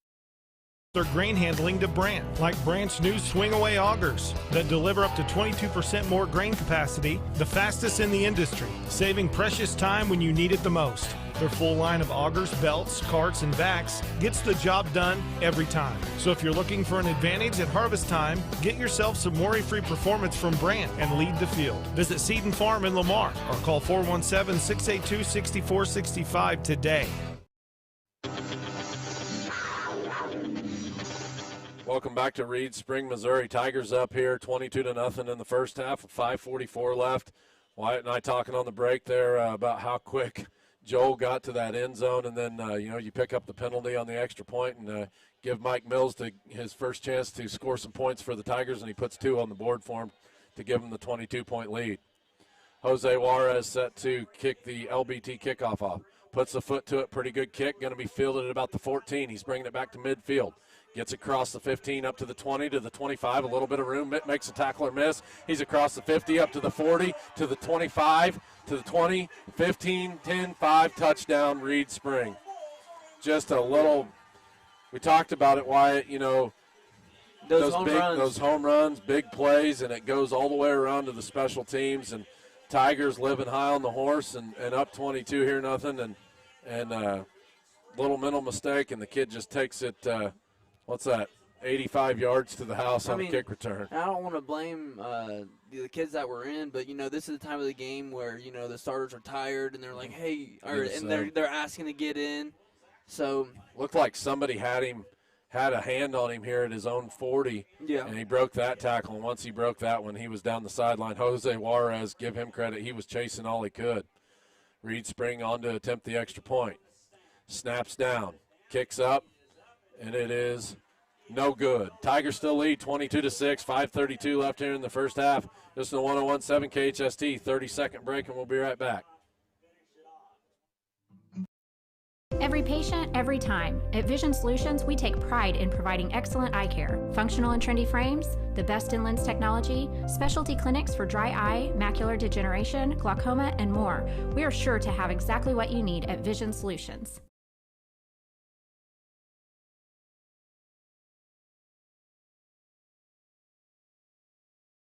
Hi, I'm Nathan Mayberry with USA Mortgage. USA Mortgage is one of the leading mortgage lenders in the state of Missouri, giving us the capabilities to help you out, whether if you're a first-time home buyer or a seasoned homeowner. Welcome back to Reed Spring, Missouri.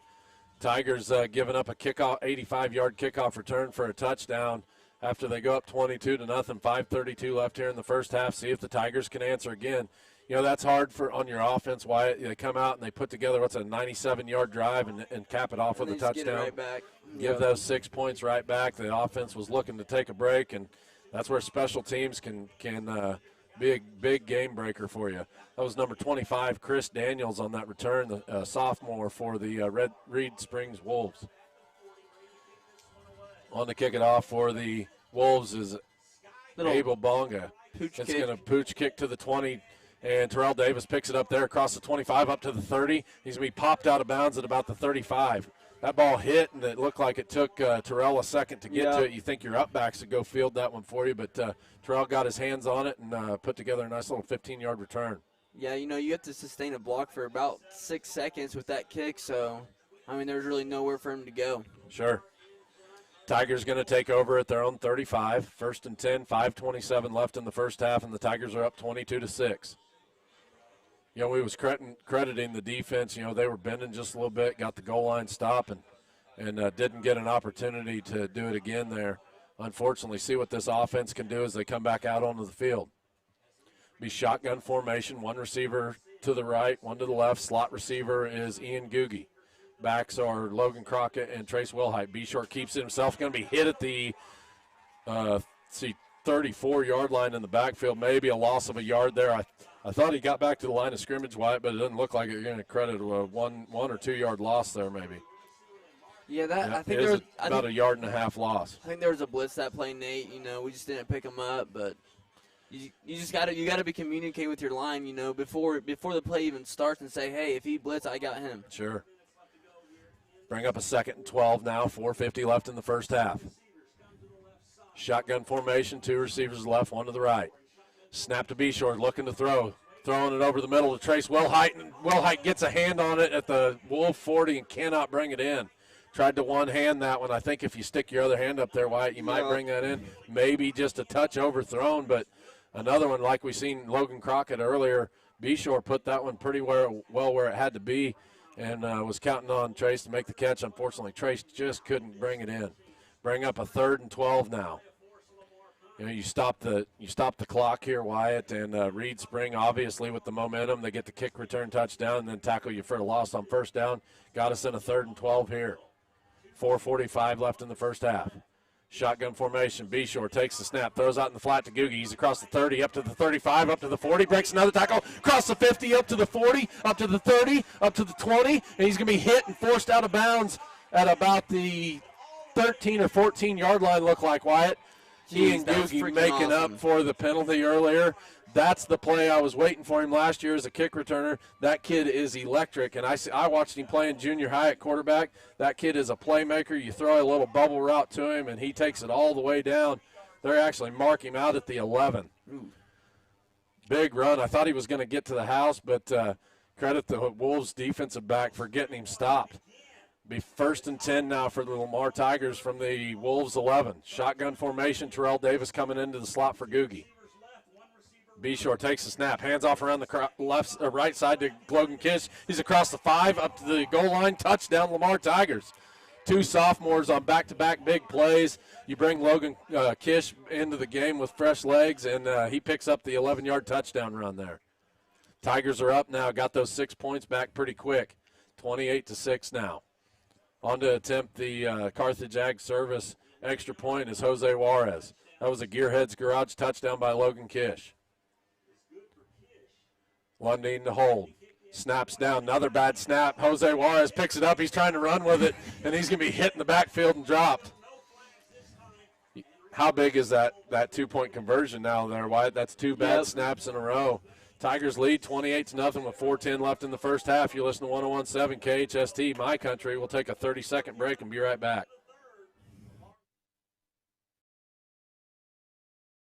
Missing that human touch with your bank? Come talk to a real person at Community National Bank and Trust, your local bank that's small enough to know you, yet big enough to offer the best products. Your busy lifestyle requires banking options like mobile deposit and people-to-people pay. With locations in Southeast Kansas and Southwest Missouri, let Community National Bank and Trust keep your finances safe and your spending smarter. Visit mybankcnb.com for a location near you. Community National Bank and Trust, federally insured, locally awesome. Welcome back to Reed Spring, Missouri. Wyatt, pretty quick answer there for the Tigers on a big pass play from Beshear to Googie, and then another sophomore comes into the game, picks up an 11-yard touchdown run, and Logan Kish. On to do the Lamar Bank and Trust kickoff is number 43, Austin Wilkerson. Tigers up 28-6, 4:10 left in the half. Wilkerson puts the foot to it, low line drive, and it's going to be fielded at the 15.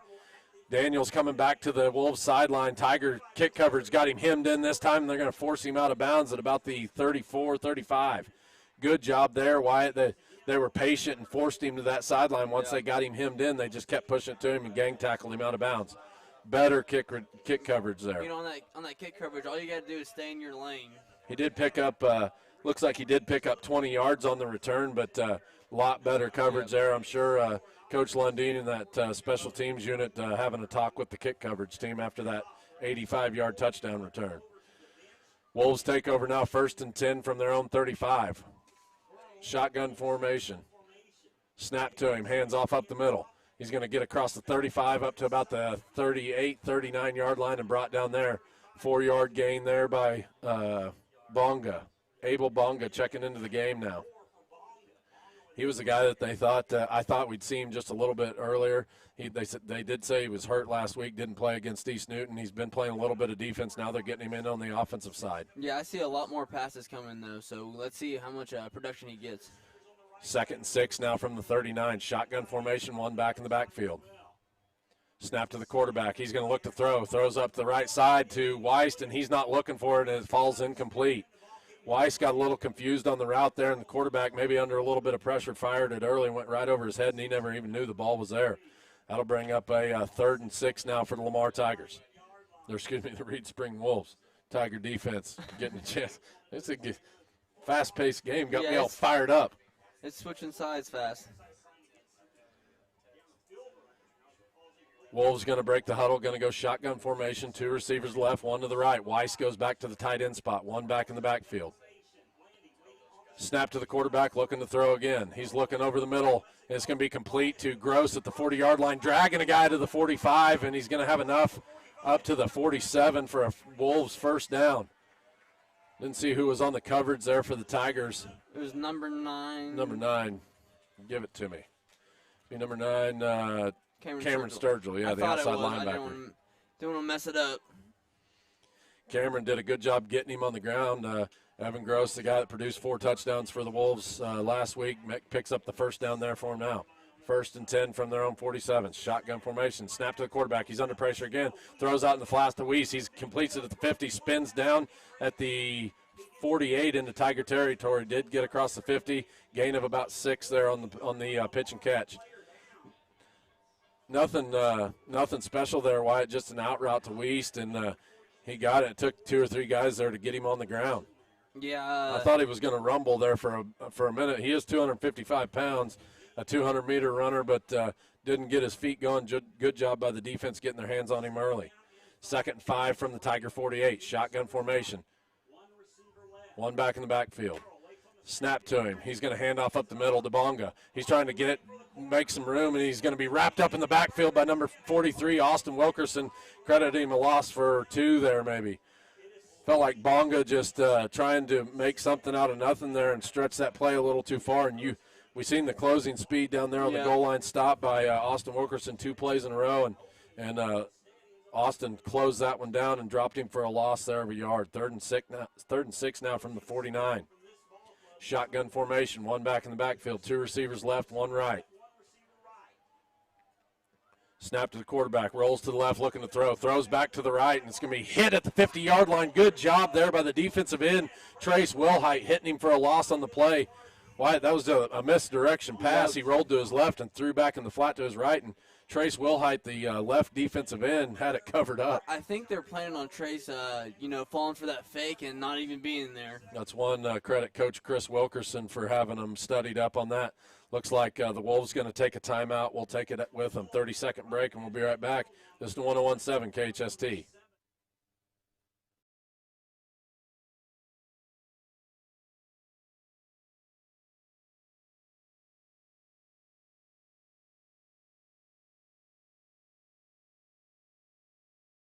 Farming is a competitive business, which is why four-state farmers entrust their grain handling to Brandt, like Brandt's new swing-away augers that deliver up to 22% more grain capacity, the fastest in the industry, saving precious time when you need it the most. Their full line of augers, belts, carts, and backs gets the job done every time. So if you're looking for an advantage at harvest time, get yourself some worry-free performance from Brandt and lead the field. Visit Seed and Farm in Tigers up 28-6 here over the Reed Spring Wolves.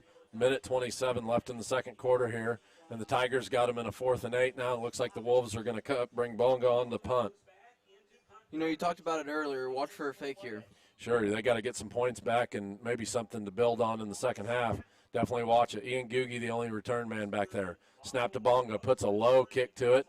Ian Googie coming up the field. He fields it at the 21, cutting to his right, gets across the 20, up to the 25, up to the 30, up to the 40, up to the 45, and brought down there. But there are some flags. Imagine that. Flags back at the 20, man.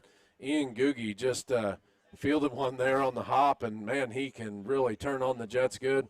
And that got a nice little lane and a good return, 25-yard return, but I think it's going to be pulled back for a either hold or block in the back. Man, yep. They signal block in the back at the 20. Man, in the last 6 years, I don't remember a really good punt return where there wasn't a flag. I know. Yeah, you talked about it last week, and it's hard to get done. You're trying to get your guys some space, and they certainly got it done, but pick up the penalty and now back them up 10 from the 20 there, it looks like. Take them all the way back to the Tiger 10-yard line and be 1st and 10 from there. Minute 15 left. Tigers up 28-6 over the Reed Spring Wolves. Lots to talk about coming up with the Jones Plumbing and Heating halftime show.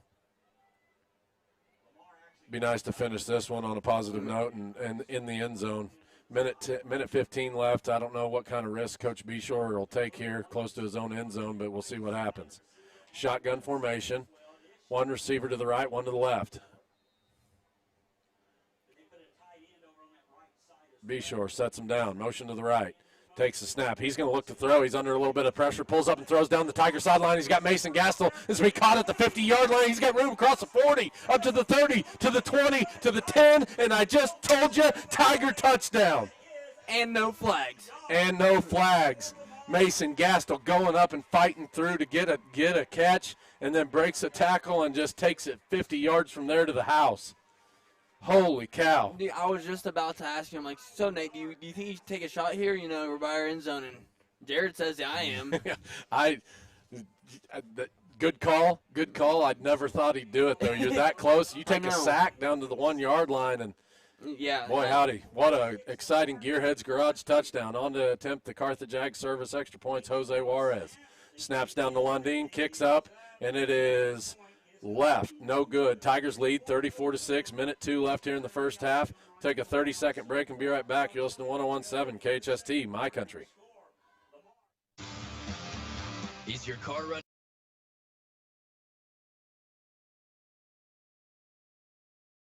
Show your school spirit every time you pull out your wallet. Get a School Pride debit card from Lamar Bank and Trust. Whether you're a Lamar Tiger, a Golden City Eagle, or a Liberal Bulldog, we can print your team colors right on your card. Every time you complete a signature-based transaction, LBT will give 5 cents back to your school. May not sound like much, but over a year, it sure adds up. Stop by or visit lbt.com to learn more. LBT, a better way to bank. Member FDIC. Welcome back to Reed Spring, Missouri.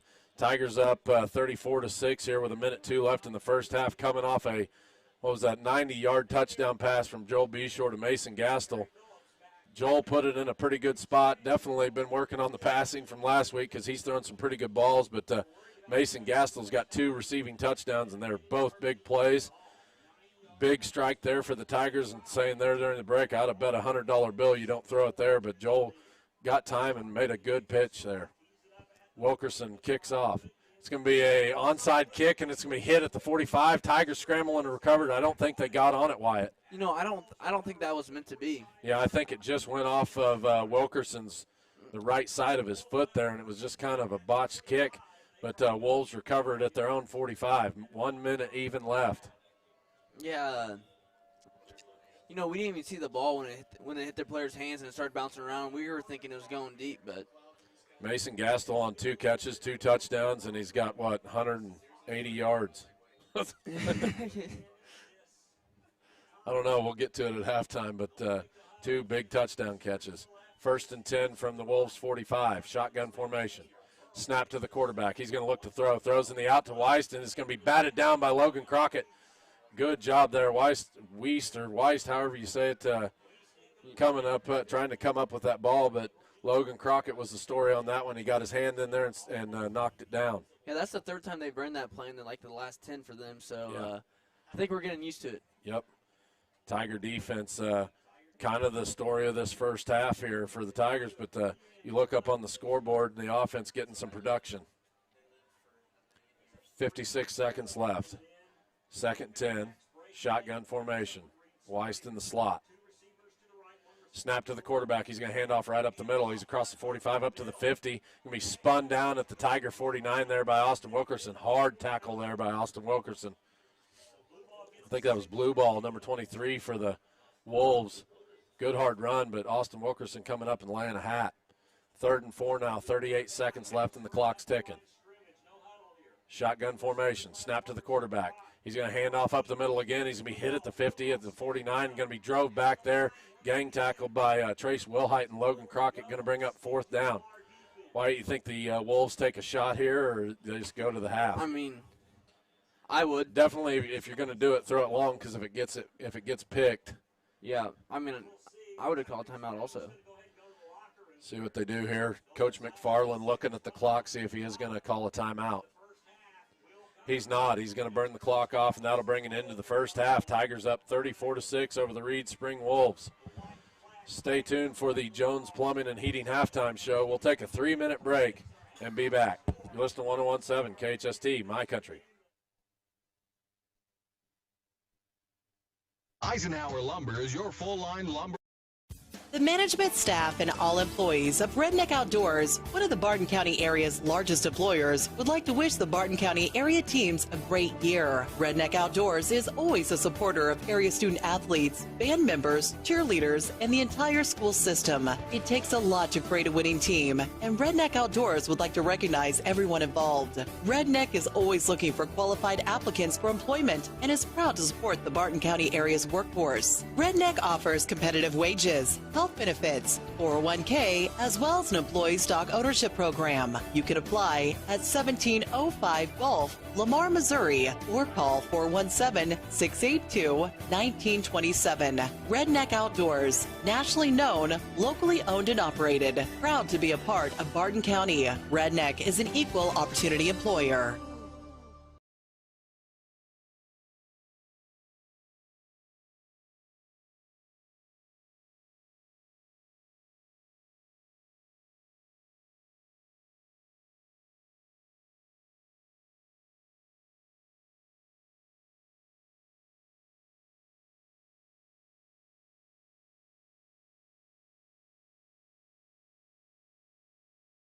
A winning team takes dedication, motivation, and inspiration to achieve their goals. Parks Mechanical and Excavation want to wish the Tigers and all area teams great success. Parks Mechanical and Excavation takes the same approach with every customer. Services that they specialize in are plumbing, heating and air conditioning, basic and advanced septic tank systems, dump truck service, roll-off dumpster rentals, skid steer service, demolition and backflow preventer installation and certification. Get the job done right. Call Dalton Parks at 417-682-3042.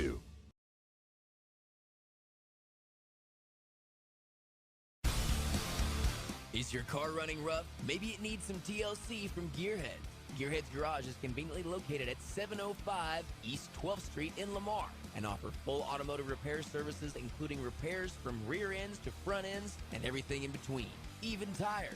Now you know why they're called Gearheads. Stop in and visit with Brian or Leo and schedule your next vehicle maintenance at Gearheads. Gearhead's Garage, 705 East 12th Street in Lamar, a proud sponsor of Lamar Sports. When the Tigers take the field, it's all good. It's football season, and everyone at Vintage Chaos wants to wish the Tigers another great season. At Vintage Chaos, you'll find everything from primitives, live edge tables, handmade items created in Missouri, collectible figurines, signs, and pillows, and items are always changing, like new arrivals like Myra bags, and even homemade Lamar Tiger signs and XL football aprons by local artists, and the perfect sign for the season. Vintage Chaos next to Dairy Queen in the Strip Center, 417-682-4770. The shop that is just full of surprises. Missing that human touch with your bank? Come talk to a real person at Community National Bank and Trust, your local bank that's small Welcome enough back to know the you, Jones yet Plumbing big and enough. Heating halftime show. Be sure to call them for all your heating and air conditioning needs. 682-2780, your local Rude dealer. Wyatt, what a first half, really on both sides of the ball by the offense and the defense. But I think the guy to talk about on the offensive side of the ball has been Mason Gastel. Yeah, he's came up big every time we needed him, and there's been a lot of times where we did need him. Right there on that first drive, it was a 3rd and 20, and he takes a 51-yard strike to the house, and then that 90-yarder there. I forgot about the slant route on 3rd down before that first touchdown that picked up the first. And it's not that he's scoring touchdowns just in the middle of the drive. He's scoring it on that we shouldn't score a touchdown with 1 minute left and 90 yards to go. Sure. And then earlier we scored with on a 3rd down, and then we throw a 50-yard bomb. Mm-hmm. So we're scoring when we need it. Yep. That man, I want to bet a lot of money that Coach Beshear doesn't throw that there with a minute 15 left or something, and he's at his own 10-yard line on 1st down. Yeah. You maybe see what you can pick up on a run and then maybe take your shot, but get out of your own red zone. That's why he's the head coach. Wonderful call, and really credit the offensive line there too. Joel had some time to throw that one and cock back, let it fly, and Mason goes up and gets it and then breaks tackle and gets to the house with it. Yeah, let's also credit Joel a little bit too. He's putting the ball on right on the money. Just somewhere where they can go and get it. And the thing about Mason Gastel, doesn't matter how good the coverage is, he's almost never covered. Sure, yeah, and that's we talked about him last year being a basketball player before he comes out and plays football, and he is so good at high pointing that football and timing it. That's why he's a first-team All-State wide receiver in his very first year. So going with the rest of the offense, getting good production out of Ian Googie and Logan Kish. Logan come in. Picked up 2 first downs and then got the before Mason's touchdown, got the 11-yard touchdown run after Ian Googie big strike on a bubble screen pass, and just Tiger offense looking pretty good. It was a little sloppy there in that first quarter. That's why we thought maybe it might be on the rocks just a little bit with this game, but they cleaned up the fumbles. Fortunate for the Tigers, they didn't turn any of those fumbles over, but they did put the ball on the ground. Going to the defensive side of the ball, I mean, what can you say? Doing a heck of a job. The 6 points that the Wolves do have on the board right now come off of special teams and an 85-yard kick, 85-yard kick return for a touchdown from the Daniels kid from Reeds. But the defense, we talked about their goal line stop last year down there, and they get the goal line stop there on 4th and goal from the 3. Austin Wilkerson really sets that up on 2nd and 3rd down, shutting down those runs where you thought they might get in.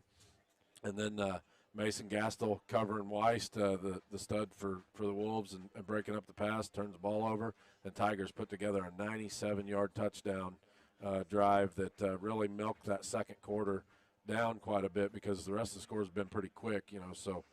What I've really been impressed with is, Reed Springs is, a pretty good football team, and you can tell just like how fast they are, how physical they are. Sure. They're a good football team. Yep. And it's just I think it's showing more of what we are. Sure.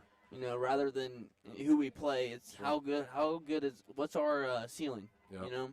Trace, that first carry, the very first carry of the game, he puts the ball on the ground, and luckily it got out of bounds. And we convert a third down pass to Mason on that slant, convert on third down slant route to Mason, and then Mason finished that drive with the long touchdown catch. So, and going back what you say, give Joel some credit because he is putting the ball in the right spot. He had Trace and Logan Crockett on that fly route. Both of them got their hands on the ball, just couldn't haul it in. And, even on his incompletions, even if it's an inch too far, it's a catchable ball like you said, but it's better to be far than short, He's not giving the defense any play at it, so, yeah, it's just Mason and Joel have a connection right now, and hopefully it continues throughout the season. Sure. They had a pretty good connection last year in that state championship. We brought it up a couple times last week. I can't get over it. It was wonderful, and maybe you'll help with the decision here for Coach Beshear to move Joel to that quarterback spot. Something if you can't pick on anything really. It's hard for me to pick on anything with these kids, but last week I felt like Joel he didn't have the opportunities to throw as much as he did. Get comfortable throwing the football last week. So that was something that I maybe did pick on a little bit, but. Boy, he's made me eat my words here tonight. I can only think of one. He maybe fired into the dirt on the out route to Riley Heckett in there. And we don't know what happened either. Sure. So, yeah. But, offense looking pretty good. Got the fumbles cleaned up, and they're rolling up 34-6 here over the Reed Spring Wolves. Let's take another 3-minute break. 3-minute break, and we'll continue the Jones Plumbing and Heating halftime show. You listen to 101.7 KHST. Missing that human touch with your bank? Come talk to a real person at Community National Bank and Trust, your local bank that's small enough to know you, yet big enough to offer the best products. Your busy lifestyle requires banking options like mobile deposit and people-to-people pay. With locations in Southeast Kansas and Southwest Missouri, let Community National Bank and Trust keep your finances safe and your spending smarter. Visit mybankcnb.com for a location near you. Community National Bank and Trust, federally insured, locally awesome. Clements Plumbing, Heating, and Air would like to wish the Tigers coaches and all involved with the program a great season. Clements Plumbing, Heating, and Air has been serving the needs of the people in the area for years. With a trained staff of technicians, they can do the job big or small. Whether it's plumbing, heating, or air, they get the job done right the first time and at a price that's hard to beat. The staff and management, always a proud supporter of Lamar Tigers athletics and the entire school. Don't forget to schedule your appointment to get your system checked out before it begins to have problems. Clements Plumbing, Heating, and Air, located at 400 West 12th Street in Lamar. Give them a call today at 417-682-3797. At Runyon CPA, they're not just your ordinary CPA firm. They're your partners in success. Being a tax CPA isn't just about crunching numbers. It's about going beyond what you expect. At Runyon CPA, they personally handle each client, treating you with honesty and respect. They will provide you with all the options so you can decide how to move forward in growing and managing your farm or small business. Check them out at runyoncpa.com or facebook.com/runyoncpa. Call or text to secure your tax appointment for this coming season right now, 417-682-1592. Does this sound like you? Or maybe your inner biker sounds like... No matter what motorcycle motor is music to your ears, Shelter Insurance has a policy that's music to your wallet. Shelter insures your fun stuff. Motorcycles to riding mowers, ATVs to RVs, bikes to bass boats. If it rides, rolls, or floats, we can cover it. Shelter Insurance. We're your shield. We're your shelter.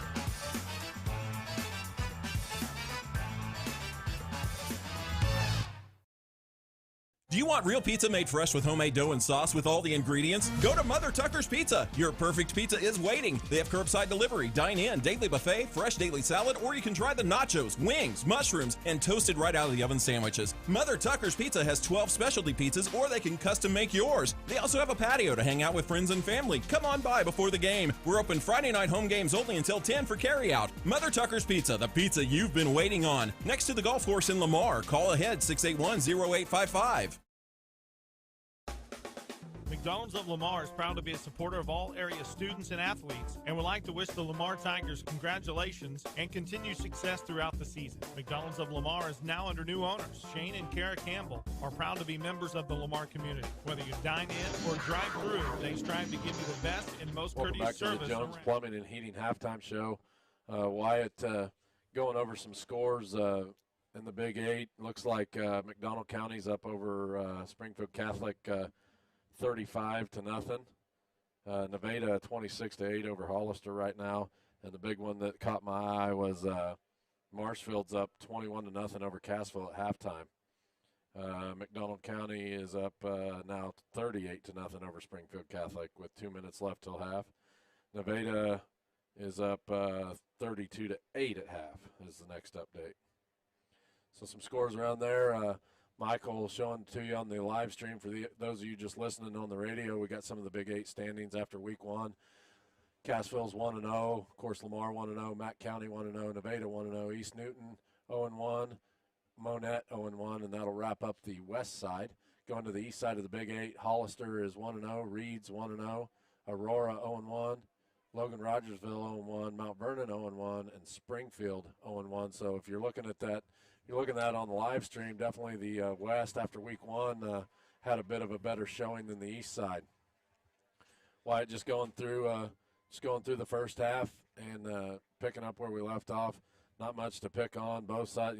The only thing you can really pick on is the fumbles there early in the first quarter, and you said limit the penalties. I feel like the Tigers are doing that except for the block in the back on the punt return, which is every year. Right. I mean, it happens with all levels of football and punt return. I don't know why that is, but maybe I don't know. I mean, somebody give us their expert advice on that. I mean, if I had to give anything, it's just, you can't really hit someone if they're not looking right at you. Sure. And so a lot of, I don't know what they're called, not blocked in the backs, but, if you just hit them on the shoulder pad and they're not looking at you, here comes the flag. Sure. Yeah, it's, like I say, Tigers putting together a pretty good first half, but you and I talking on the break, this is a good football team. Yeah. This Reed Spring Wolves, they're a good football team. The Tigers have just really defensively limiting what they're trying to do with the Weiss kid and Evan Gross. Got the sophomore left-handed quarterback. He's made some throws that, he's had some overthrows, but Tiger defense, you stop them on 4th down, breaking up a pass. Logan Crockett comes over here and stops it going to Weiss again on the out route by breaking up the pass to force the 4th down, and that resulted in a touchdown as well. Twice they're breaking up passes and just nothing more. The quarterback for Reed's put it where he needed to. It was the Tiger defenders breaking up. If I'm watching film on this these last 2 games, as an offense, I'm not, a lot of teams make trick plays, for like 4th and long. Sure. You might have to make a trick play for 1st and goal. Right. Because what set up that goal line stand for the Tigers was it was a trick play. It was a halfback pass from Evan Gross. Got him all the way down to the 10, and Tigers held him from the 10. Yeah, so. I mean, just not your conventional, up the middle is not going to work against us, And I felt like another big play for the defense was that little bubble screen, where Trace Wilhite come from that defensive end spot, because there wasn't a whole lot of defensive backs around that receiver, and Trace come from that defensive end spot and made a tackle. So, it could be something Coach Wilkes shown him in film, and Trace just recognized it and went to it. So, Tigers putting together a pretty good half. You got to keep your foot on the throttle here, because you're definitely not in turbo clock, something the Tigers are used to in the second half. But keep grinding it out, do what you're doing in the first half, and they'll come out of this one with a win. But do not fall asleep, because there are some playmakers on this Reed's team, and they can strike quick if we let them. Going to my favorite part of the Jones halftime show, where do we put Grandma Joyce on tonight? Special teams. I mean, put her on that kick coverage, with that. Return, I think, every year she's worked up faster and faster. She might be 4.2 now. I think I put her in a foot race with Deion Sanders or somebody, and I'd take Grandma Joyce in that foot race. But yeah, I like that. Yeah. Now, the kick coverage team did come back on the next kickoff and got him bottled up. But Grandma, with her experience and tackling ability, and she'll show them boys how to stay in the lane and lay a hat when you get down there. Exactly. Good call. I like mean, it. And, we haven't been awful on special teams, but, we've missed a PAT. Oh, and we was bragging on them last week, talking to Coach Lundeen. There were some short kicks on the kickoffs, and the kick coverage team did a really good job of getting to the football and getting the guys on the ground. Even with those short kicks, I don't think Catholic started much past the 30 all night. Yeah. But stubbed their toe, and like you said, it could be one of those ones where the starters came out and a young kid come in and just a little mistake. But the Daniels kid, the sophomore from Reed's, definitely got some speed. But he's another one of he's a spelled backup running back. They got him back there doing the kick return. So Tigers need to keep their foot on the gas. We got about 2 minutes till halftime's over here. Let's take a 1 minute break. 1 minute break, and we'll be back with the second half. You listen to 101.7 KHST, My Country. Clements Plumbing, Heating, and The management staff and all employees of Redneck Outdoors, one of the Barton County area's largest employers, would like to wish the Barton County area teams a great year. Redneck Outdoors is always a supporter of area student athletes, band members, cheerleaders, and the entire school system. It takes a lot to create a winning team, and Redneck Outdoors would like to recognize everyone involved. Redneck is always looking for qualified applicants for employment and is proud to support the Barton County area's workforce. Redneck offers competitive wages, health benefits, 401k, as well as an employee stock ownership program. You can apply at 1705 Gulf, Lamar, Missouri, or call 417-682-1927. Redneck Outdoors, nationally known, locally owned and operated, proud to be a part of Barton County. Redneck is an equal opportunity employer.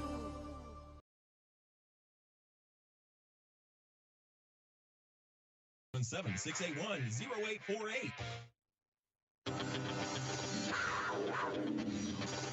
Welcome back to Reed Spring, Missouri.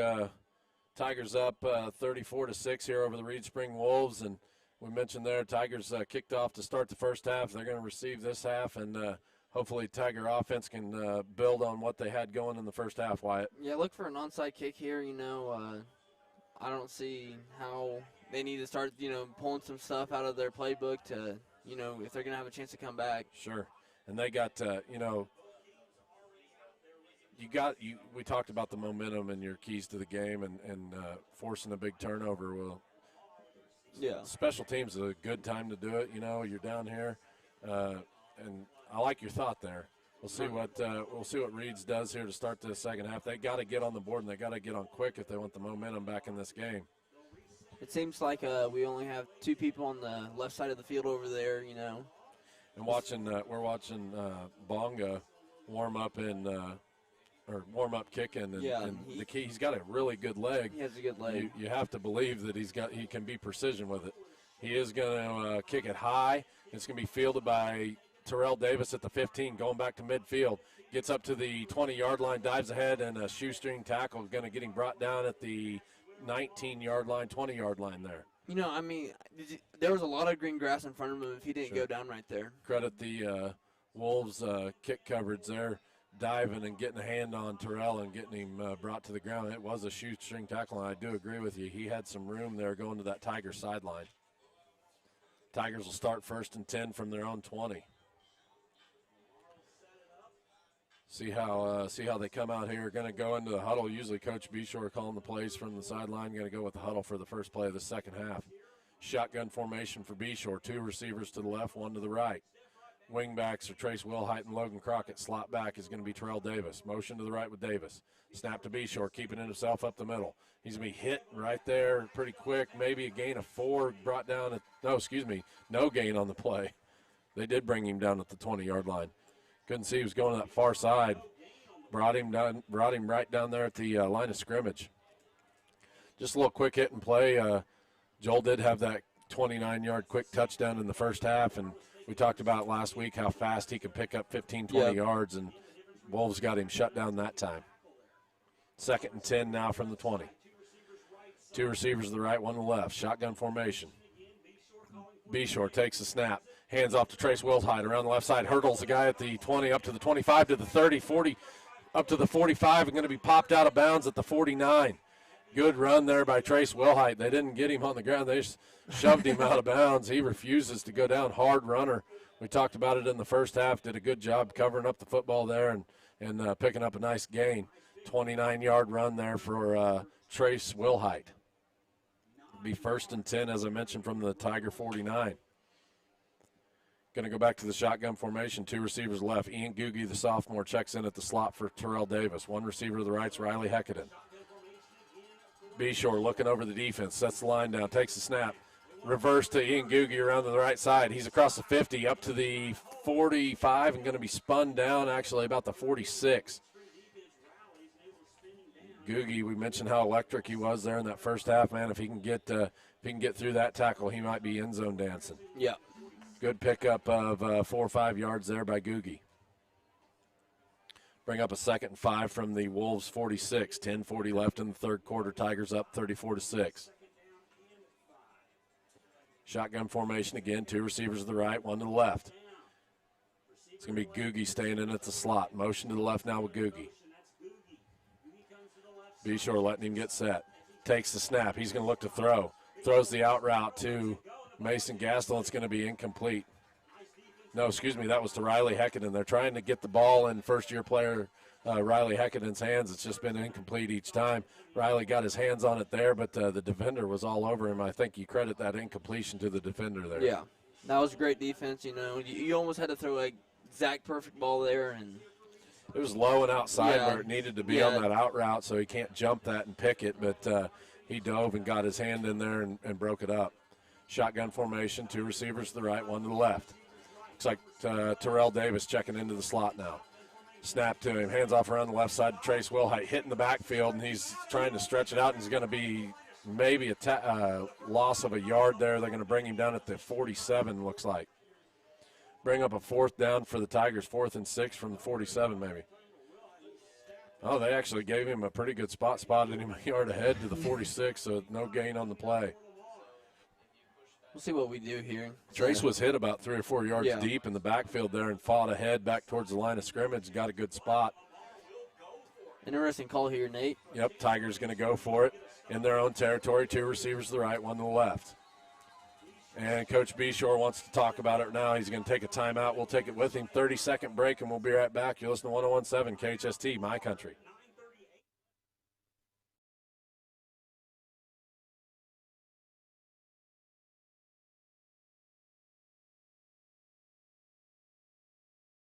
Hi, I'm Nathan Mayberry with USA Mortgage. USA Mortgage is one of the leading mortgage lenders in the state of Missouri, giving us the capabilities to help you out, whether if you're a first-time home buyer or a seasoned homeowner. Don't hesitate to contact me for your mortgage financing needs. I can be reached anytime at 417-214-9119. NMLS number 256722, branch address 2401 East 32nd Street, Suite 5, Joplin, Missouri, 64804. DAS Acquisition Companies LLC, DBA USA Mortgage, NMLS number 227262. Not a commitment to lend. Addition. Reed Spring, Missouri Tigers up 34-6 over Reed Springs. 9:38 left in the third quarter, and it's 4th and 5 from the Tiger 46. Before the timeout, looked like Coach Beshear was going to go for it, and looks like he's still going to stick with that decision. Slot receiver still going to be Terrell Davis to the right of Beshear. Wings are Logan Crockett and Trace Wilhite. Motion to the left, movement on Lamar, and that's going to be a false start, and that'll back them up 5. Now they're bringing on the punt unit. Just a mental mistake there, Wyatt. We was giving them a pat on the back for the no penalties, and got a little jumpy on that, trying to convert on 4th down. I understand the anticipation. You know, you want to get off the ball, get some bodies moved, and pick up those 5 yards to convert the 4th down. But Tigers going to punt now. Looks like it's number 8, Ty Wilhite, coming on to punt. Tigers back in their own territory to the 49 now with the 4th and 10. Motion to the right with Terrell Davis. Ty Wilhite looking for it. Takes the snap. It's clean. Gets it off. High kick, but it's short. It's going to go to the 30-yard line, take a Tiger bounce all the way down to the 21, 22-yard line, see where they spot it. Do spot it at the 21-yard line. Good bounce there that Ty picked up, Wyatt. But it was a high kick, but it looked like it was going to be short, and it just took about a 10, 11-yard roll and got out of bounds, and nice punt there for Ty. Tiger defense going to come onto the field. 1st and 10 from the Wolves, 21. 9:31 left in the third quarter. Tigers up 34-6. 2 receivers to the right, 1 to the left. Shotgun formation, 1 back in front of him. Takes the snap, hands off the middle, and he's going to be hit by Mike Mills right there at the line of scrimmage, maybe a gain of a yard up to the 22. Mike Mills coming up big there and getting a stop. How big has Mike Mills been in the middle of the night? He's been about on every play, you know. Anytime that goal line stand down there where he run into Weiss and got him shut down. We was credited in Austin on a couple alley tackles, but I forgot about Big Mike's tackle. 2nd and 9 now from the 22. 9 minutes left in the third. 2 receivers right, 1 left, 1 back in the backfield, shotgun. takes the snap, rolling to his right, looking for somebody out in the flat, and it's going to be batted to the ground by Tyson Williams. See a junior coming up big from that defensive end spot. Is that twice? No, Trace got his hands on the ball. The first time. He got his hands on the ball in the first half. The other defensive end opposite of him, now Tyson getting his hands on it. Tyson did a good job last week putting pressure on the quarterback, and did a good job there. Had the wherewithal to get his hands up and put the ball on the ground. 3rd and 9 now from the 22. Shotgun formation, 2 receivers to the left now, 1 right. 1 back in the backfield. Takes the snap, looking to throw. He's looking over the middle, throws it over the middle. Weiss needs to be hit and dropped just shy of the first down. He's going to be maybe a yard or 2 short. Big hit there. I didn't see who come up and made that hit. I thought it was awesome, but I'm not 100% sure. Looks like Mason Gastel getting up off the field, too. He might have been in there to help with that. Weiss, the big kid, you got to lay a hard lick on him, and they dang sure knocked him backwards on that now. 4th and 3, and the Wolves are going to elect to go for it here. Shotgun formation, 1 back in the backfield, 1 back to the left. Trying to draw the Tigers off sides here, and they might burn a timeout and go ahead and punt it. They do. Coach McFarland calls for a timeout. We'll take a 30-second break and be right back. You're listening to 101.7 KHST, My Country. Farming is a competitive business, which When the Tigers take the field, it's all good. It's football season, and everyone at Vintage Chaos wants to wish the Tigers another great season. At Vintage Chaos, you'll find everything from primitives, live edge tables, handmade items created in Missouri, collectible figurines, signs, and pillows, and items are always changing, like new arrivals like Myra bags, and even homemade Lamar Tiger signs and XL football aprons by local artists, and the perfect sign for the season. Vintage Chaos next to Dairy Queen in the Strip Center, 417-682-4770. The shop that is just full of surprises. 64-65.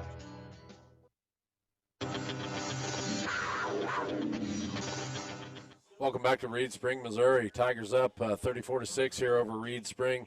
8:15 left in the 3rd quarter.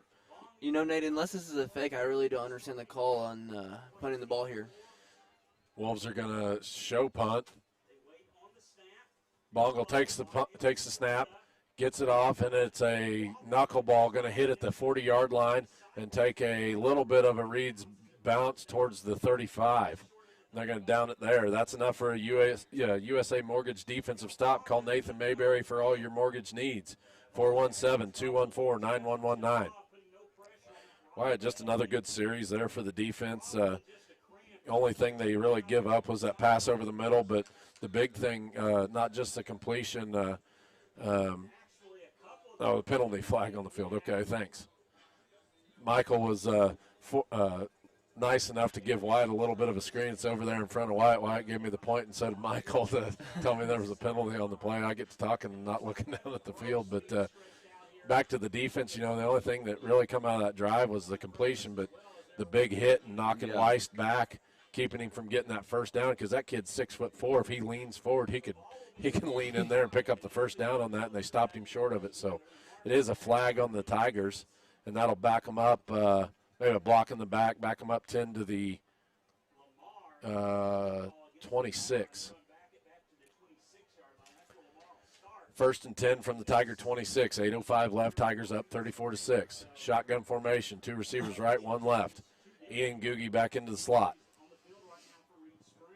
Snap to Beshear. He's going to keep it himself up the middle, across the 35, up to the 40, up to the 45, up to the 50, to the 45, to the 40, to the 35, to the 25, to the 20, to the 10, and he's going to be drugged down just shy of the goal line at about the 3-yard line.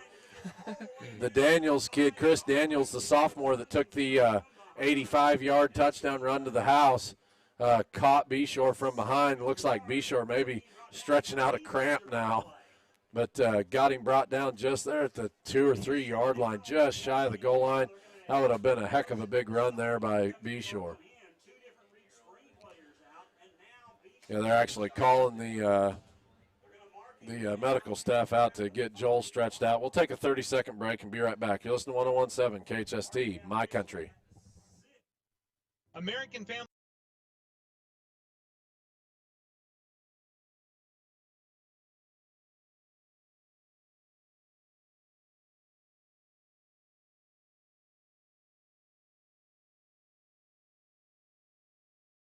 Show your school spirit every time you pull out your wallet.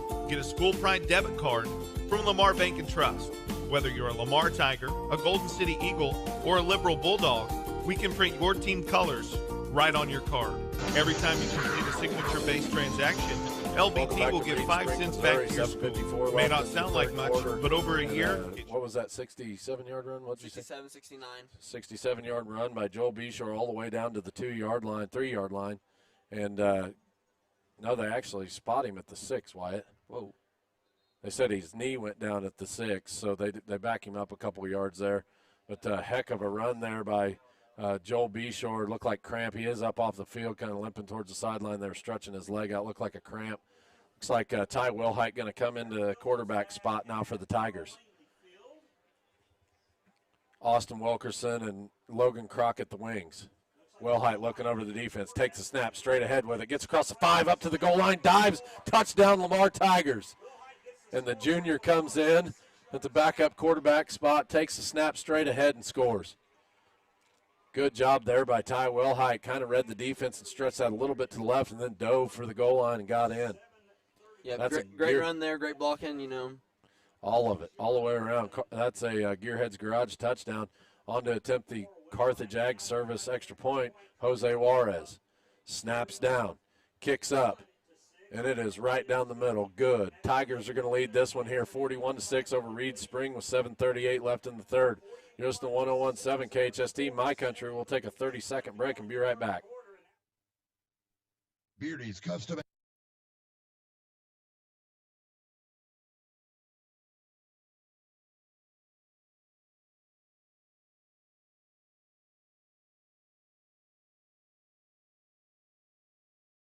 Some things in life you can just rely on, like the comfy fit of a favorite pair of jeans and the tried and true performance of a new home comfort system from Rude. So here's to reliability, built into everything we do. Rely on Rude. Get reliable year-round comfort with the new HVAC system installed by the pros. Reed Spring, Missouri. Tigers up 41-6 over Reed Spring Wolves here. 7:38 left in the third quarter. Wyatt talking about the big, long 67-yard run by the junior starting quarterback Joel Beshear. Cramped up a little bit there whenever he got tackled, and his counterpart, Ty Wilhite, the other junior, comes in and punches it in for 6 for the Tigers. See it. On to do the LBT kickoff, Jose Juarez. Good kick. Going to go down to the 11-yard line. He backs up behind the 9, bringing it back to midfield is Daniels. They got him hemmed in this time. He gets to the sideline, though, and going to be forced out of bounds at about the 26 or 27 there. Man, I thought they were going to have him on the ground before he got to the 20. The kick coverage, guaranteed, got a talking to after that kick return because they have done a good job of him and Daniels in, the sophomore backup running back for the Wolves. He's the guy that actually caught Joel on that, you know. Joel is a fast kid, and that Daniels kid showed off his speed by getting him caught. I'm sure Joel will be getting made fun of on the sideline for that. Be 1st and 10 from the Wolves' 27. Shotgun formation, 1 back in the backfield, 2 receivers left, 2 to the right. Snap to the quarterback, rolls to his left. Throws on the run, and it's going to be complete. No, high off of his hands and incomplete. Looks like that was going to blue ball, the starting tailback. Was that 23 or, excuse me, no, sorry, number 13, incomplete pass number 13, James Dowdy, a sophomore for Reed Spring. Reed Spring's got a lot of good sophomores on their team, Wyatt. They're making some plays here. I feel like this score isn't dictating how good this Wolves team could be. Yes, I agree. Now they're going to go trips to the left side, 1 receiver to the right, shotgun formation.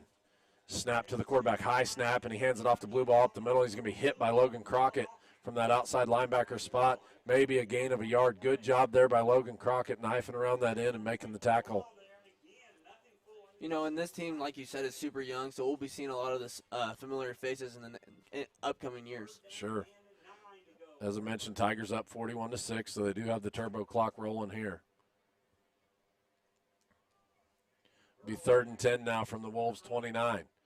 Wolves break the huddle, back to the trips formation. To the left side, 1 to the right. Shotgun formation, 1 back in the backfield with him. Burrell takes the snap, rolling to his left. Throws on the run to Weiss, and it's going to hit off his hands, incomplete. Number 3, Riley Heckaden, was coming in there hot, and Weiss just didn't look that one in. That was just another 5-yard out route. Mentioned the left-handed quarterback in Burrow for the Wolves, so he likes to roll that way. That's a more natural throwing on the run to him. But I think even if he completes that pass there, nothing happens. So sure. You know, we were in the right spot. Sure. So. Tigers force them into a 4th and 9 now. Wolves on the punt. Back to return for the Tigers is number 1, Ian Googie.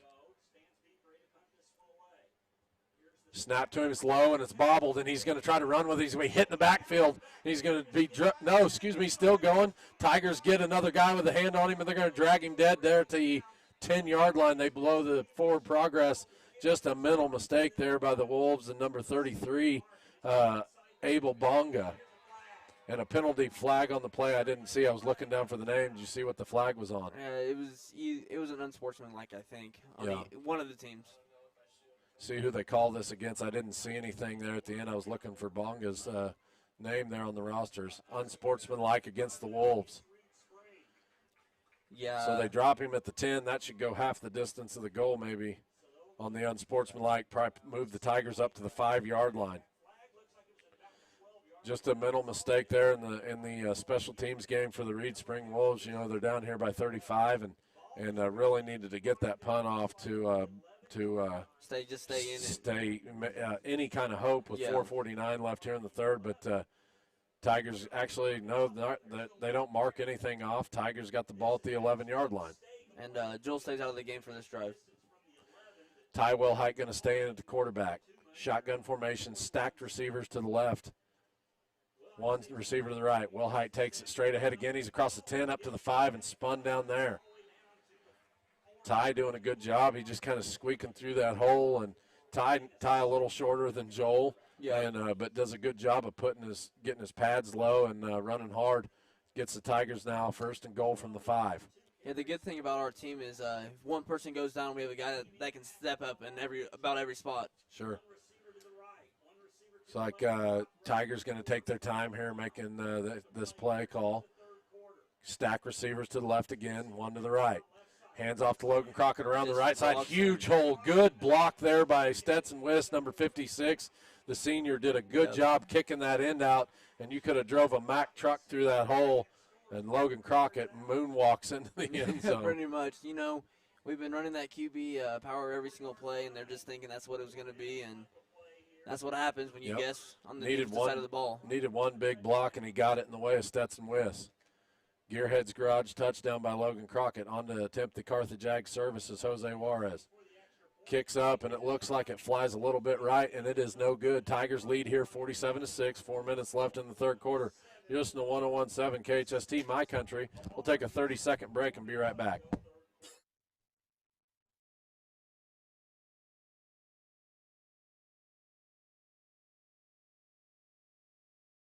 Farming is a competitive business, which is why four-state farmers entrust their grain handling to Brandt, like Brandt's new swing-away augers that deliver up to 22% more grain capacity, the fastest in the industry, saving precious time when you need it the most. Their full line of augers, belts, carts, and vacs gets the job done every time. So if you're looking for an advantage at harvest time, get yourself some worry-free performance from Brandt and lead the field. Visit Seed & Farm in Lamar or call 417-682-6465 today. Welcome back to Reed Spring, Missouri. Tigers are up here 47-6 over the Reed Spring Wolves. 4 minutes left in the third quarter. On to do the LBT kickoff again will be Jose Juarez. Back deep for the Wolves is Daniels and number 13. I just looked that kid's name up. You think I remember it. James Dowdy. 2 sophomores returning the kicks for the Wolves. Juarez puts the foot to it. It's going towards Lamar's sideline. It's going to go out of bounds at the 25, and that'll be an illegal procedure. Juarez just didn't get the foot into it that time quite right and angled off. I think what he's trying to do there, just get that ball 10 yards farther away from the sideline, and when the ball hits, it should shake up. And, if you can get that kick down, it'll be very deadly. Just a 10-yard penalty there from where it went out. The Wolves going to start at their own 35 here, 1st and 10. Looks like some JV players coming onto the field now for the Tiger defense. You can read those names off if you want, if you can see the numbers. Get them some credit where the credit's due. Wolves sticking with the starting offense, shotgun formation. Snap to Burrell. He throws over the middle. It's a low throw and going to hit off the receiver's hands, incomplete. He had to kind of throw that one around the referee there, Wyatt, and it was a low throw and ended up coming up incomplete. I see 51 Trace Woolridge, 77 Aiden Leval, 35. 69. I don't know how do you say 69. Roku. Oh, Rourke Dillon. Roke Dillon. Rourke, yeah. Remember we was calling him the Gooch lookalike. That's what I wanted to call him, but I felt like it was bad. I don't want him to have to live up to that. 2nd and 10 now, shotgun formation. Takes the snap, and he's going to hand off straight ahead. He's going to get hit at the 40, dragging a guy up to the 45. Going to be close to the first down there. That's the starting running back blue ball for the Wolves, and it is enough to pick up a first down for him. Been a while since they got one of those. JV defense, this is where you get your good quality minutes, you know. Yeah.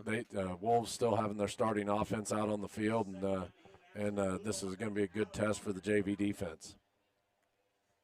1st and 10 now from the Wolves 45. Shotgun formation, 2 receivers to the right, 1 to the left, 1 back in the backfield. Snap to Burrell. He hands it straight ahead. It's Daniels, and he's going to get across the 45 all the way up to the 49. Didn't get into Tiger territory, but picked up a gain of 4 there on the play. The second string defense not getting that shut down. They got to get a better push on that defensive line and maybe hit blue ball in the backfield just a little bit. Logan Kishis came in the game, so let's see what he does. Had good production for the offense in the first half. Shotgun formation, 2 receivers to the right, 1 to the left, 1 back in the backfield. Burrell takes the snap, fakes the handoff, throws a little comeback to the complete to the 45, up to the 40, down to the 35, and going to be brought down by Terrell Davis at the 34 maybe. Just a quick little hook route, and credit the receiver there for the Reed Spring Wolves. He took that. Most guys turn to the outside. He turned back to the inside, and that's where he got the good gain. Which is sometimes scary. Yeah. You know, those middle linebackers could be coming across, but good pitch and catch there for the Wolves. 1st and 10 now from the Tiger 34. Minute 20 left in the third quarter. Tigers up 47-6. Shotgun formation, 2 receivers to the right, 1 to the left.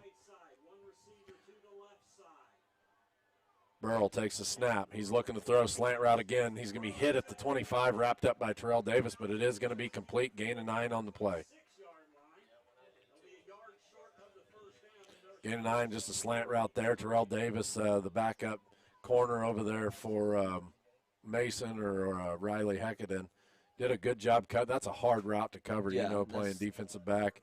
You got to get on that break quick to get your hand in there, and then still try not to have a pass interference, and then if they catch it, get it shut down. And we're playing with the lead, so you don't want any the deep balls coming at you. Sure. So. Shotgun formation, 2nd and 1. Handoff up the middle to blue ball, and he's going to be hit at the 20-yard line, dragging a guy towards the 15. They're going to finally get him brought down, actually mark him at the 18-yard line, hit him and knocked him back just a little bit. Clock's still going to run. Blue ball on the carry, picks up enough for a Wolves first down. 10 seconds left now. See if the Wolves get this playoff. Freshman Mario Delapina just came in the game. Good job. Nice spot. Shotgun formation, 2 receivers right, 1 left. Hand off the blue ball up the middle. He's up to the 15-yard line and going to be hit and drove back again there at the 15 and brought down. That'll bring it into the third quarter. Tigers up 47-6 here over the Reed Spring Wolves. Take a 30-second break and be right back. You're listening to 101.7 KHST, My Country. Every patient, every time. At Vision Solutions, we take pride in providing excellent eye care. Functional and trendy frames, the best in lens technology, specialty clinics for dry eye, macular degeneration, glaucoma, and more. We are sure to have exactly what you need at Vision Solutions. Protect your investment.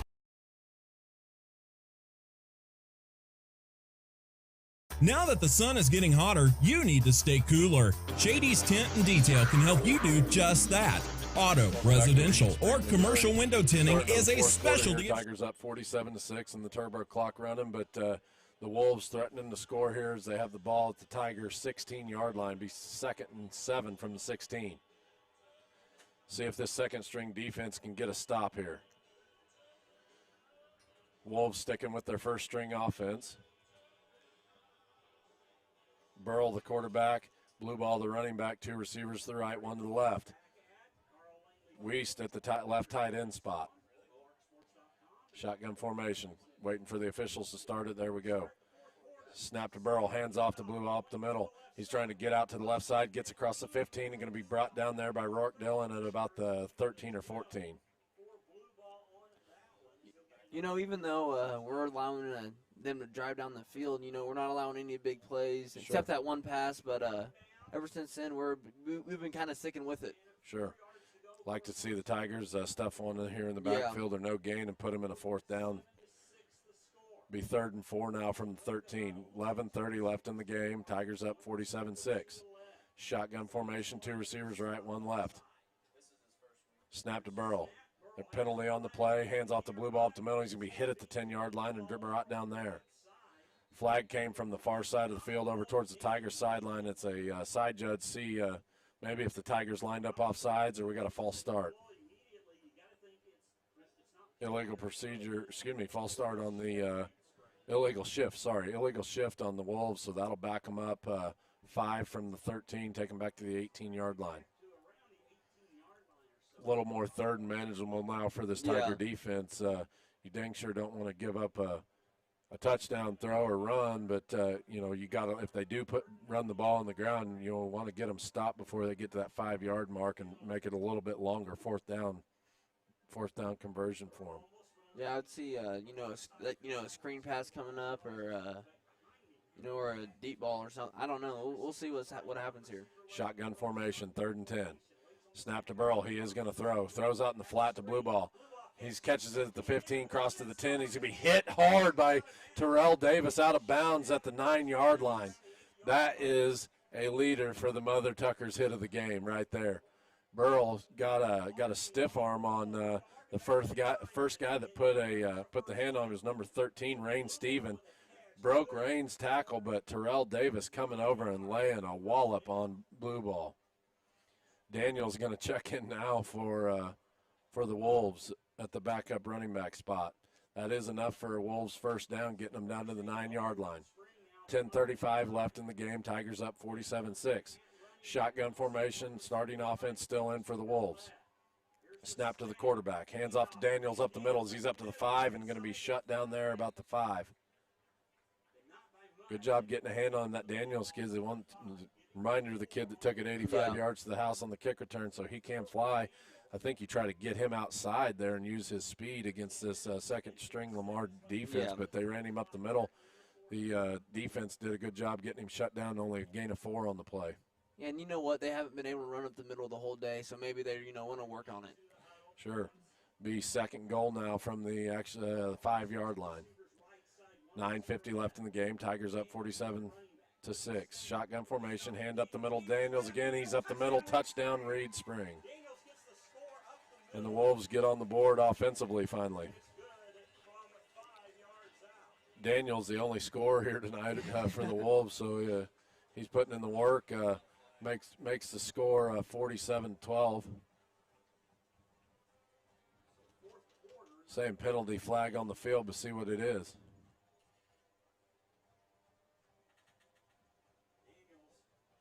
Official's going to talk it over. They're already marking it off 5 minutes. A false start there on the another illegal shift on the Wolves, so that'll negate the touchdown.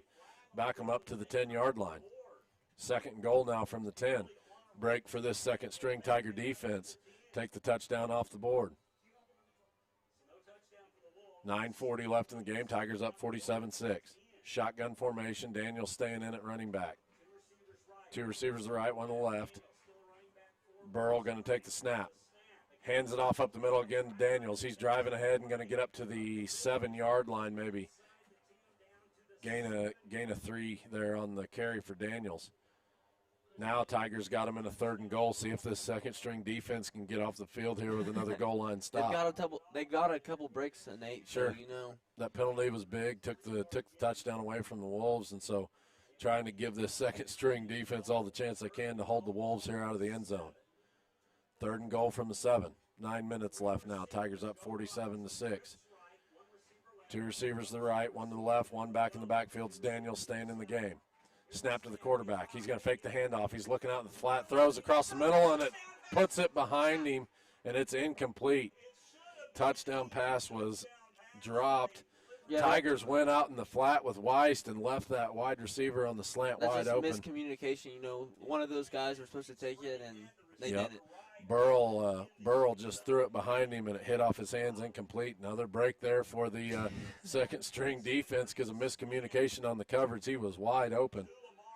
4th and goal now from the 7. 2 receivers right, 1 left. Weiss in at tight end still. Daniels in at tailback. Burrell takes the snap, looking to the left side. Out route, and it's going to be complete at the 1, and touchdown Reeds. Reeds getting into the end zone. That was a well-deserved touchdown because the penalties looked like it was going to take away, and then has a wide-open guy in the end zone, incomplete, and just a little out route there and completed at the 1, and he walked into the end zone. Yeah, we can say they deserve that one. Sure. That was number 13, James Dowdy from Burrell on the touchdown catch. Extra point now. Tigers are up 47-12. Snaps low, and the kick is up, and it is good. Tigers lead now 47-13 after the touchdown by the Wolves. We'll take a 30-second break. Be right back. You're listening to 101.7 KHST, My Country.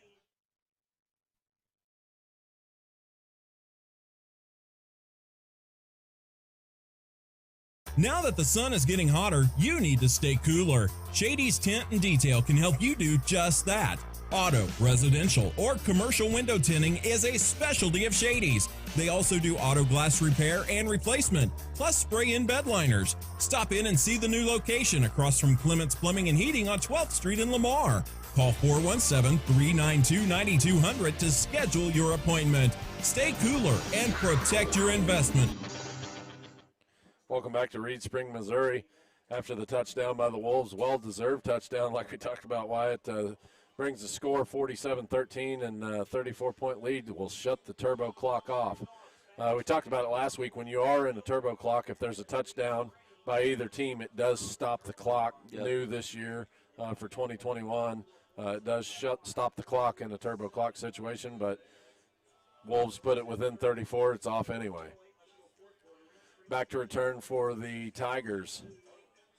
Give me some numbers. Well, it looks like Ian Googie and number... Is that Ty out there? 8, Ty Wilhite, yes. Bonga going to put a high kick way back there to the 5-yard line. Wilhite going to field it at the 5, brings it out across the 10, up to the 15, to the 20. Gets across the 20, runs over a guy at the 25. Going to be popped out of bounds at the 30-yard line. Ty going to threaten that hit of the game, but he did it with the ball in his hands. Look to the live stream for that instant replay. What a view there. Just trucks a guy there at the 25 and gets up to the 30. Good run there by the junior Ty Wilhite. I don't know. I gave one to Ty last year, if you remember back. Ty missed a shot on a guy one week, and then the next week come in and delivered a big hit. Ty has got the hit of the week before. I don't want to take it away from him. Terrell's hit was pretty good down here on the Wolves sideline. We'll see what we decide. 1st and 10, Wilhite the quarterback. Shotgun formation, takes the snap, hands off, going to the left side. Gets across the 30, going to be dropped right there at the 31-yard line. That was number 19 for the Lamar Tigers. It was Adam Klushman. So I think we got the final 2 top hits of the game down, but I'd like to talk about a little more. Okay, all right. There's a couple out there I think that are worthy of it, but just not, I'm trying to think back. Well, Mike Mills on 30. Yeah. I mean, those are 2 big dudes hitting each other, and then Trace in the flat. It was just like 2 big dudes hitting. Yeah. There. It looks slow motion. Whenever you get 2 fast guys going at each other and they collide, it always looks better, I think. Nothing against the big guys, and they do hit hard. But anyway, bring up a 2nd and 10 now from the Tiger 31. 6:30 left in the game. Shotgun formation for Wilhite and the miscommunication. Tigers don't get the snap off, and that'll be a false start on the Tigers. Back them up 5, put them in a 2nd and 15. Take them back to the 26.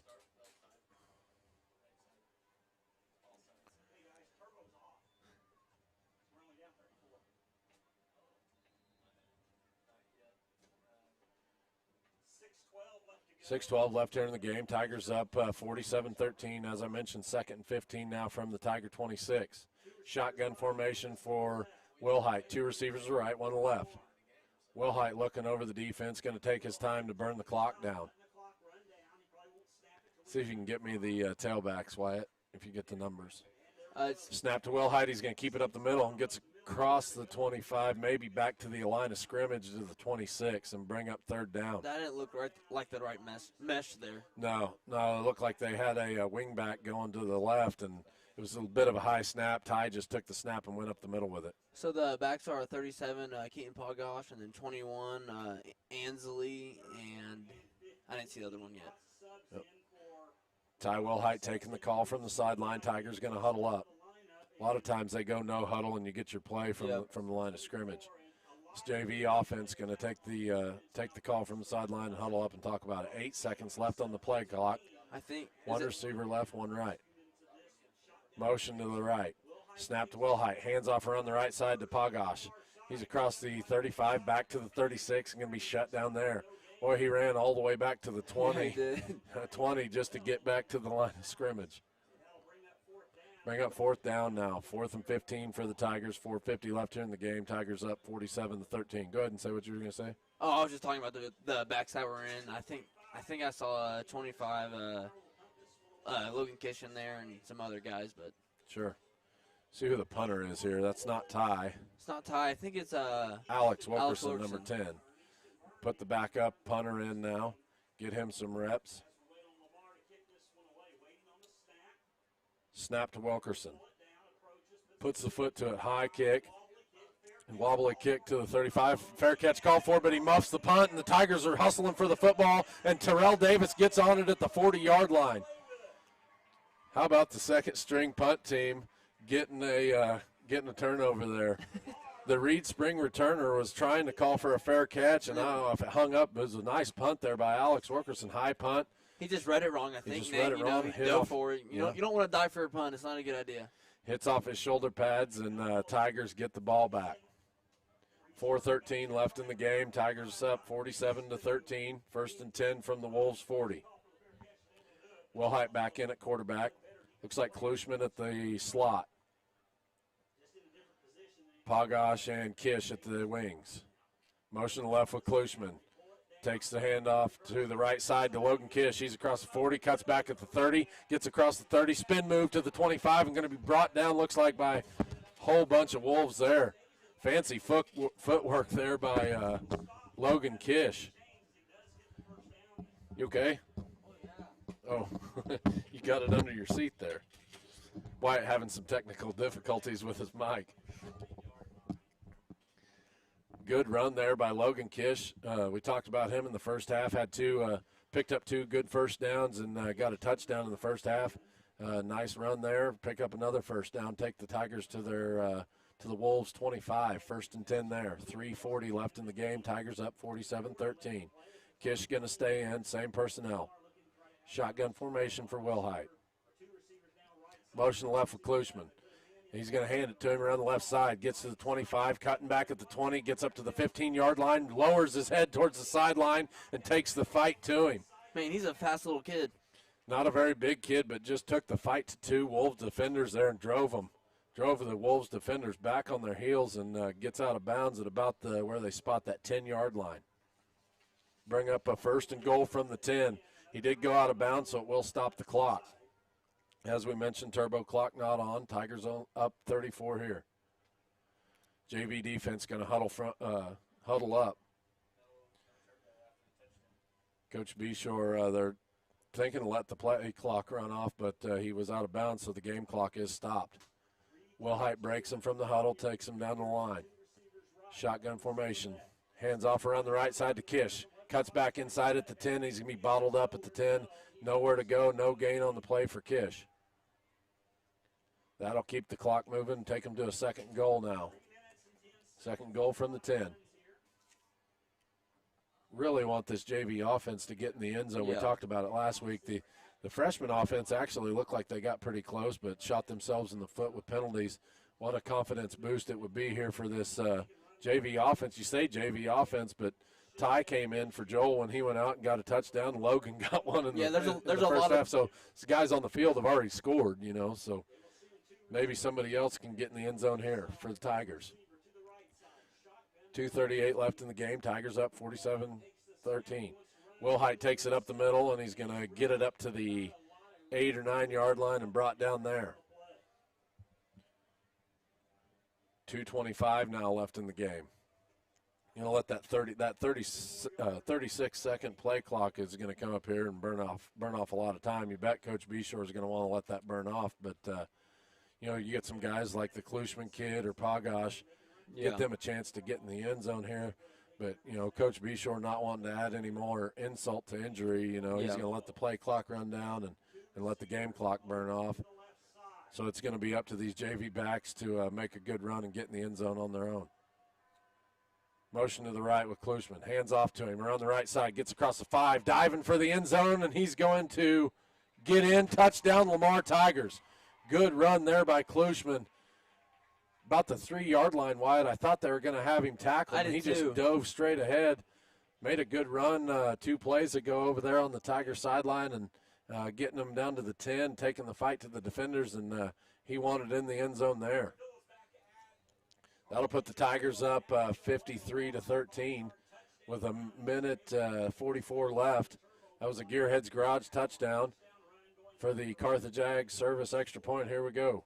Wilkerson puts the foot to it, and it is good. Austin Wilkerson with the Carthage Ag service extra point. Tigers up 54-13. We'll take a 30-second break and be right back. You're listening to 101.7 KHST, My Country.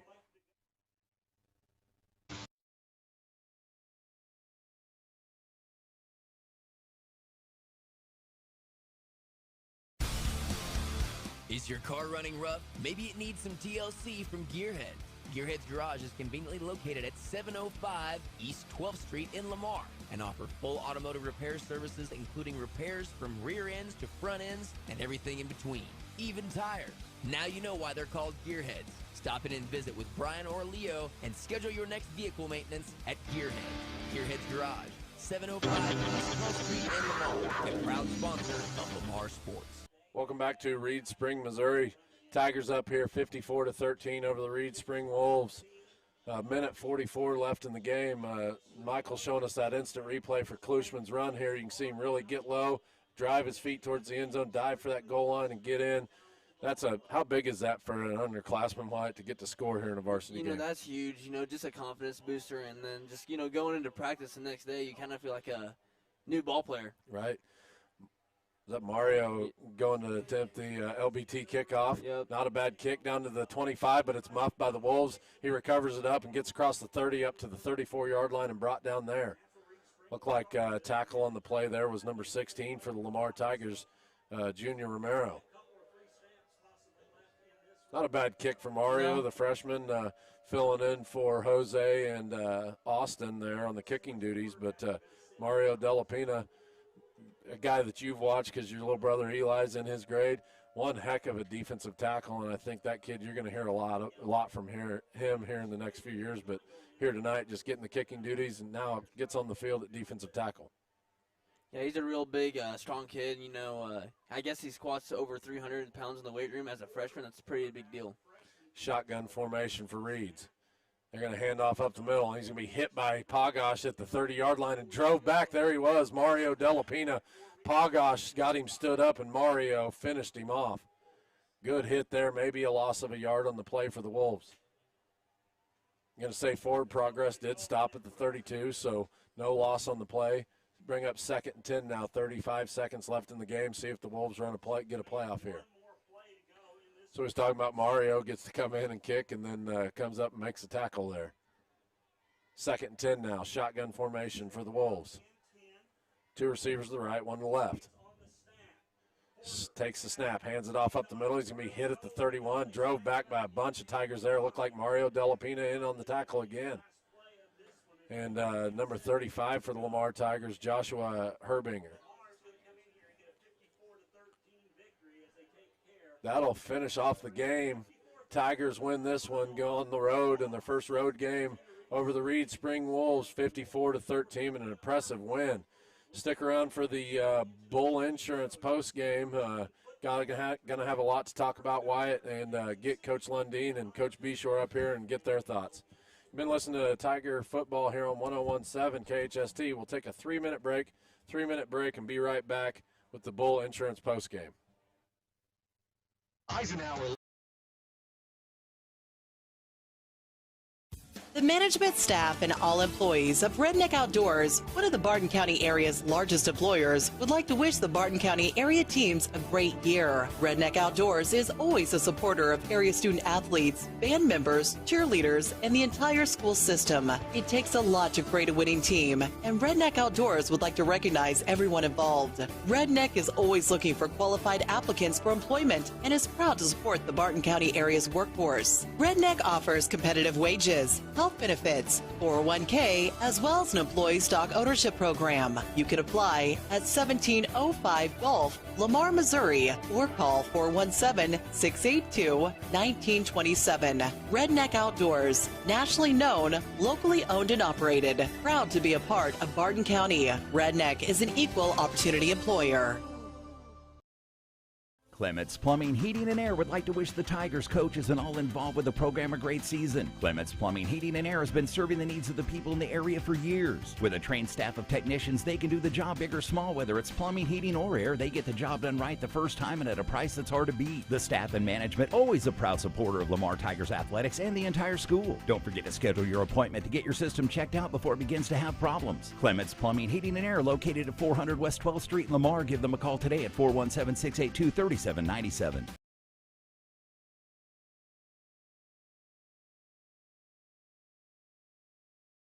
Does this sound like you? Or maybe your inner biker sounds like... No matter what motorcycle motor is music to your ears, Shelter Insurance has a policy that's music to your wallet. Shelter insures your fun stuff. Motorcycles to riding mowers, ATVs to RVs, bikes to bass boats. If it rides, rolls, or floats, we can cover it. Shelter Insurance. We're your shield. We're your shelter.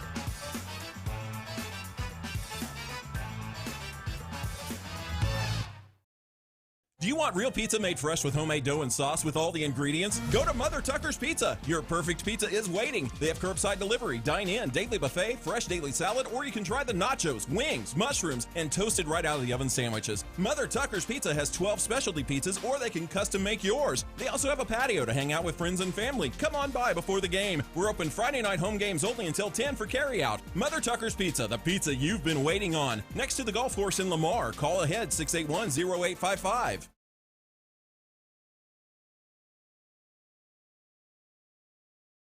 At 1705 Gulf, Lamar, Missouri, or call 417-682-1927. Redneck Outdoors, nationally known, locally owned and operated, proud to be a part of Barton County. Redneck is an equal opportunity employer.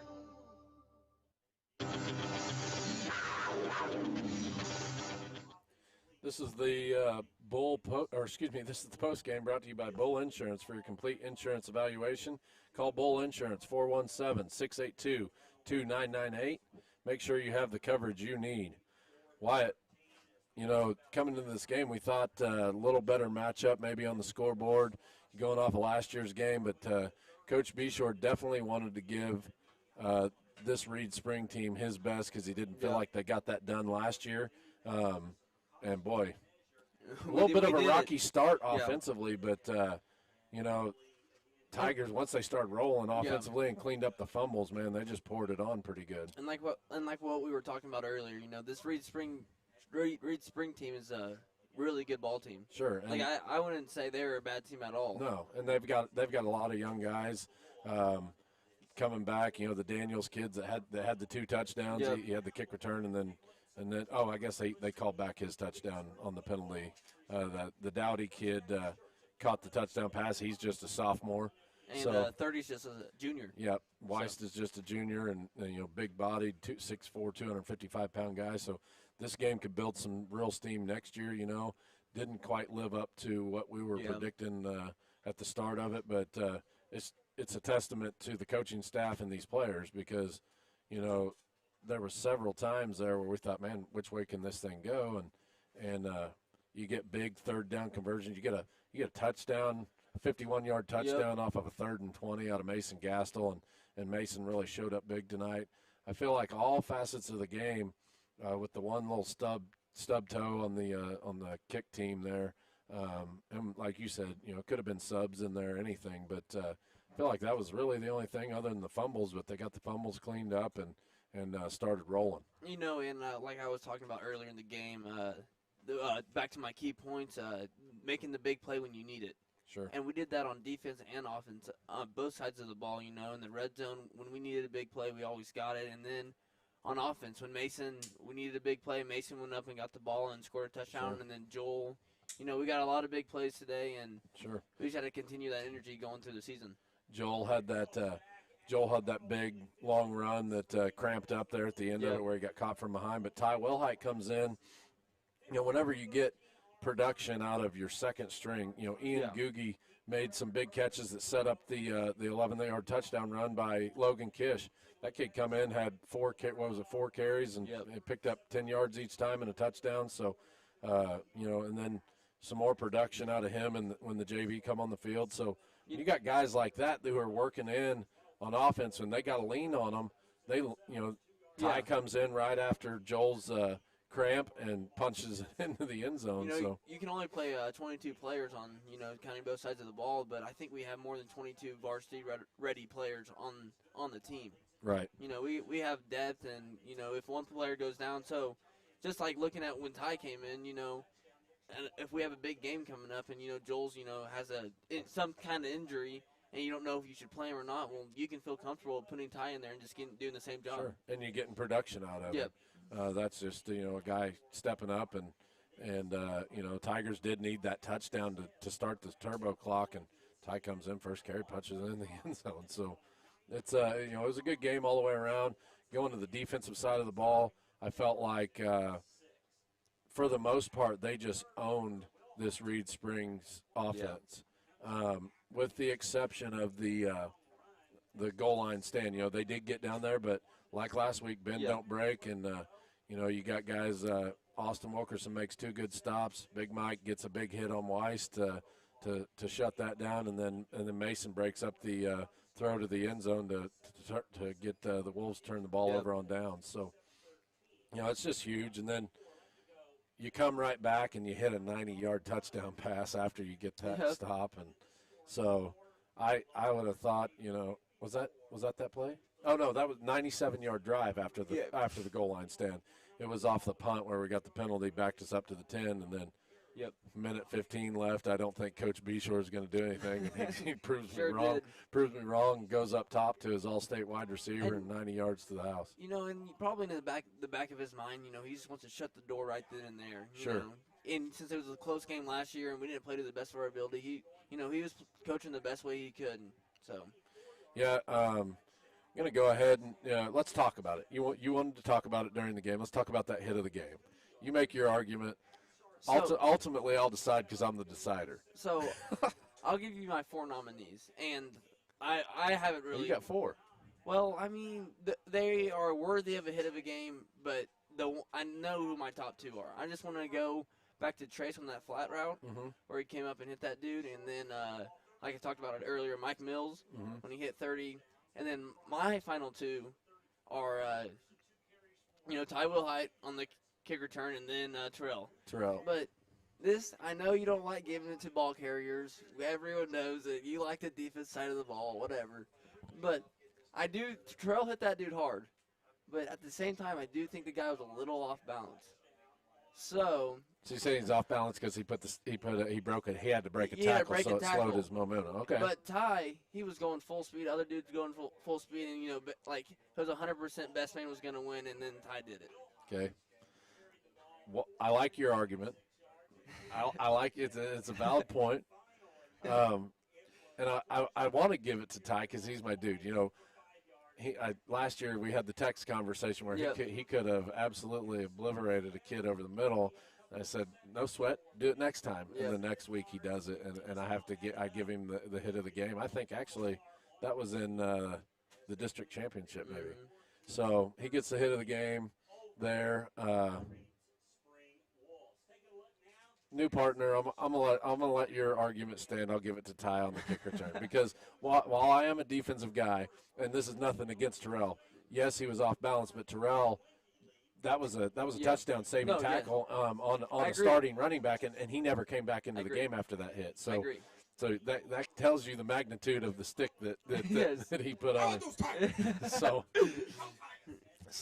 that Yeah, I'd like to give it to him, but I do appreciate your argument, I can appreciate being a defensive guy taking the fight to them. Just because you got the ball in your hand doesn't mean you can't take the fight to them. I agree. And we've got several runners like that. You got Logan Crockett, you got Trace Wilhite, Logan Kish. You can go down the list. Austin can lay a thump.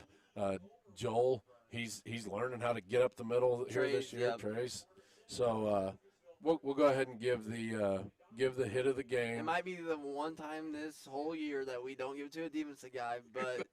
All right, so hit of the game sponsored by Mother Tucker's Pizza. The pizza you have been waiting for goes to Ty Wilhite on the kick return. Sounds give good it to me. You. All right. So, like I say, we're just waiting for coaches to get up here for the coaches post-game interview. Let's take a 2-minute break. 2-minute break, and we'll be right back. You're listening to 101.7 KHST, My Country.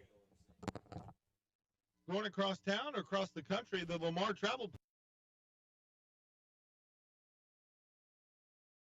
Hi, I'm Nathan Mayberry with USA Mortgage. USA Mortgage is one of the leading mortgage lenders in the state of Missouri, giving us the capabilities to help you out, whether if you're a first-time home buyer or a seasoned homeowner. Don't hesitate to contact me for your mortgage financing needs. I can be reached anytime at 417-214-9119. NMLS number 256722, branch address 2401 East 32nd Street, Suite 5, Joplin, Missouri, 64804. DAS Acquisition Companies LLC, DBA USA Mortgage, NMLS number 227262. Not a commitment to lend. Additional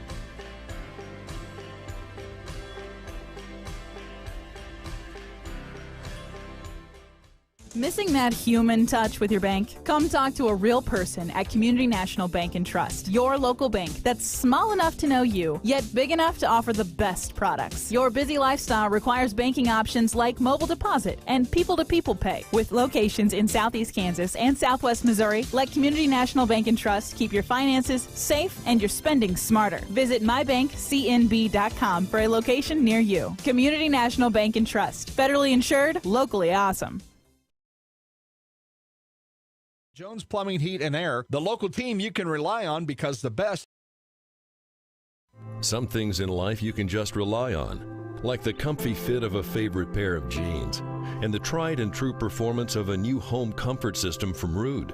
So here's to reliability, built into everything we do. Rely on Ruud. Get reliable year-round comfort with the new HVAC system installed by the pros at Jones Plumbing, Heat, and Air, the local team you can rely on because the best is not too good for you. Give them a call at 682-2780 and find them fast in names and numbers.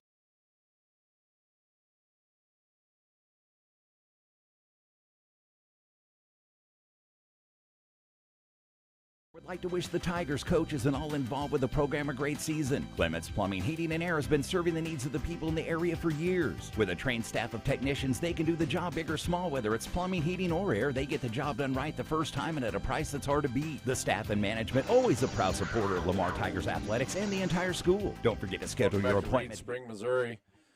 Lamar Tigers come out here victorious over pretty good, what we feel like a pretty good or building Reed Spring team. This is the Bull Insurance post game. Go ahead and give him the mic so we can get him out of here. We got Coach Lundeen coming into the box now with us. This is the Community National Bank and Trust coaches interview. Stop in and see what all the buzz is about with mobile banking, instant issue debit cards, rewards checking, credit cards, and so much more. Community National Bank and Trust, member FDIC. How you feeling? Feeling good. Feeling good. You know, it's you know, the one thing I give our kids did a great job tonight. A lot of adversity, a lot of personal. I don't know what I say, vendetta, if that's the right word or not. You know, we knew going into this game last year we didn't give them the best game they deserved, and still came out with the victory. You know, as we went through, and we started out a little rough this evening. You know, we had to make some adjustments and make some moves, and you know. battled through some cramping tonight down here in this bowl.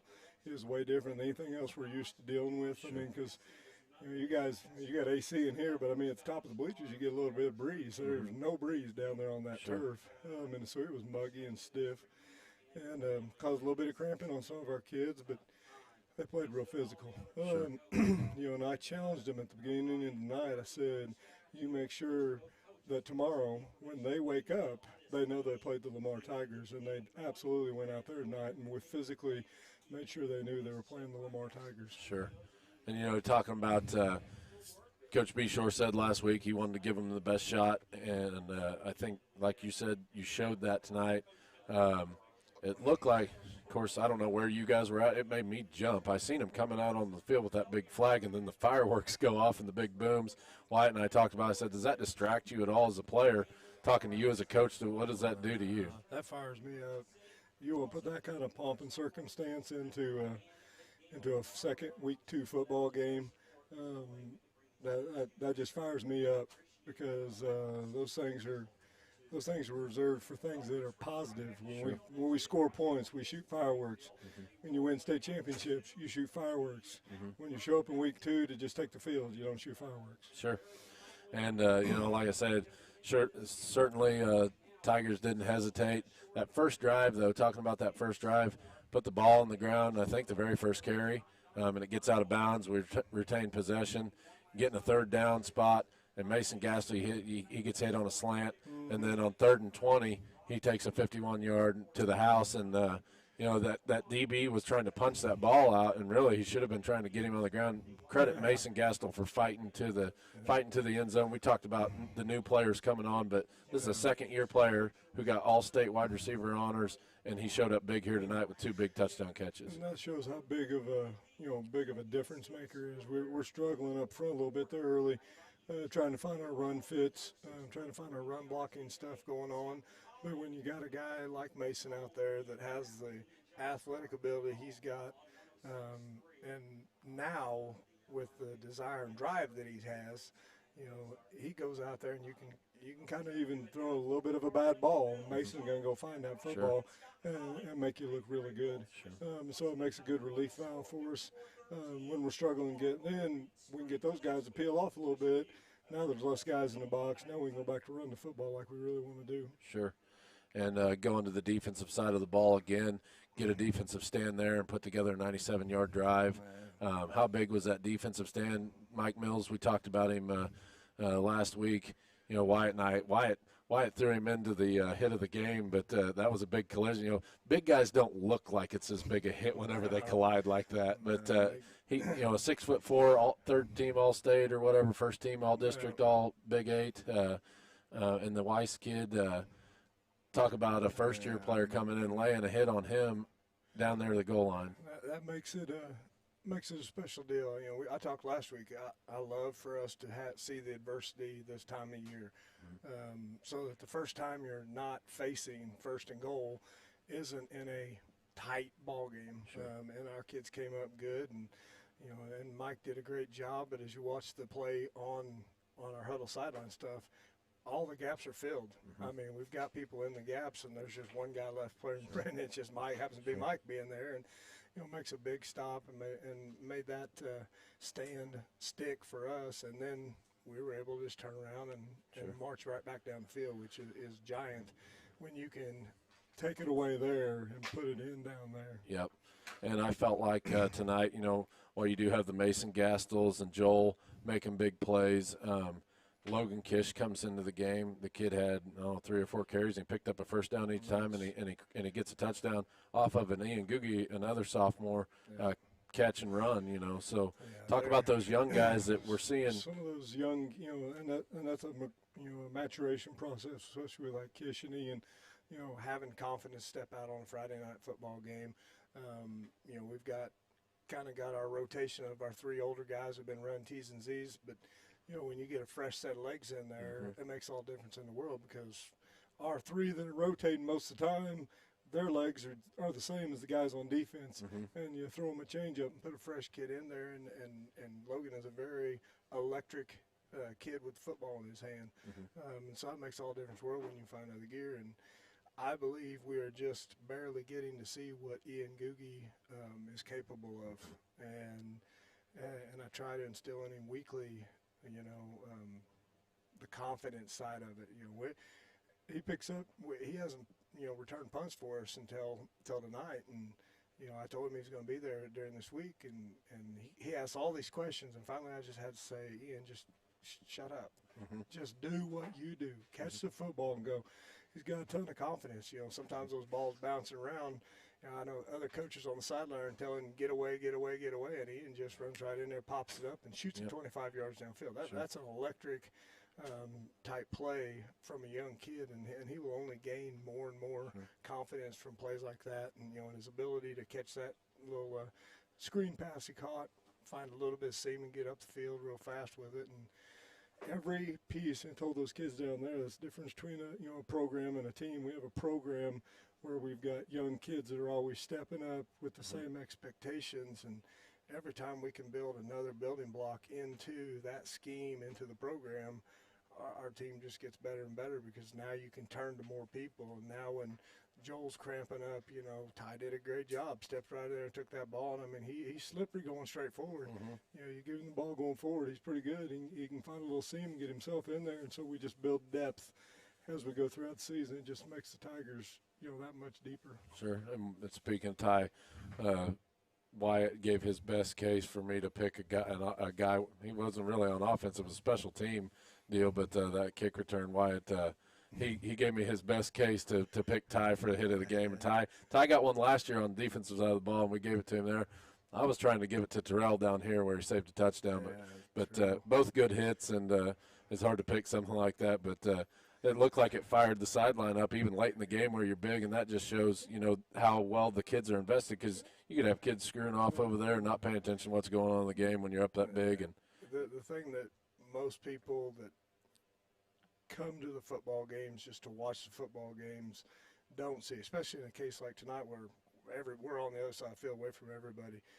As the game's going along, the older kids are back there and they're coaching kids up. They're talking, about how our program's getting better and better because our younger kids are out there. And I mean, they always stay invested in it, and they love nothing more than to see a spark that you weren't expecting on the night. The hits that come in, like that, and it ignites them and it gets them fired up. And that's how you can tell how invested our kids are in the program, because it's not just about when they're on the field.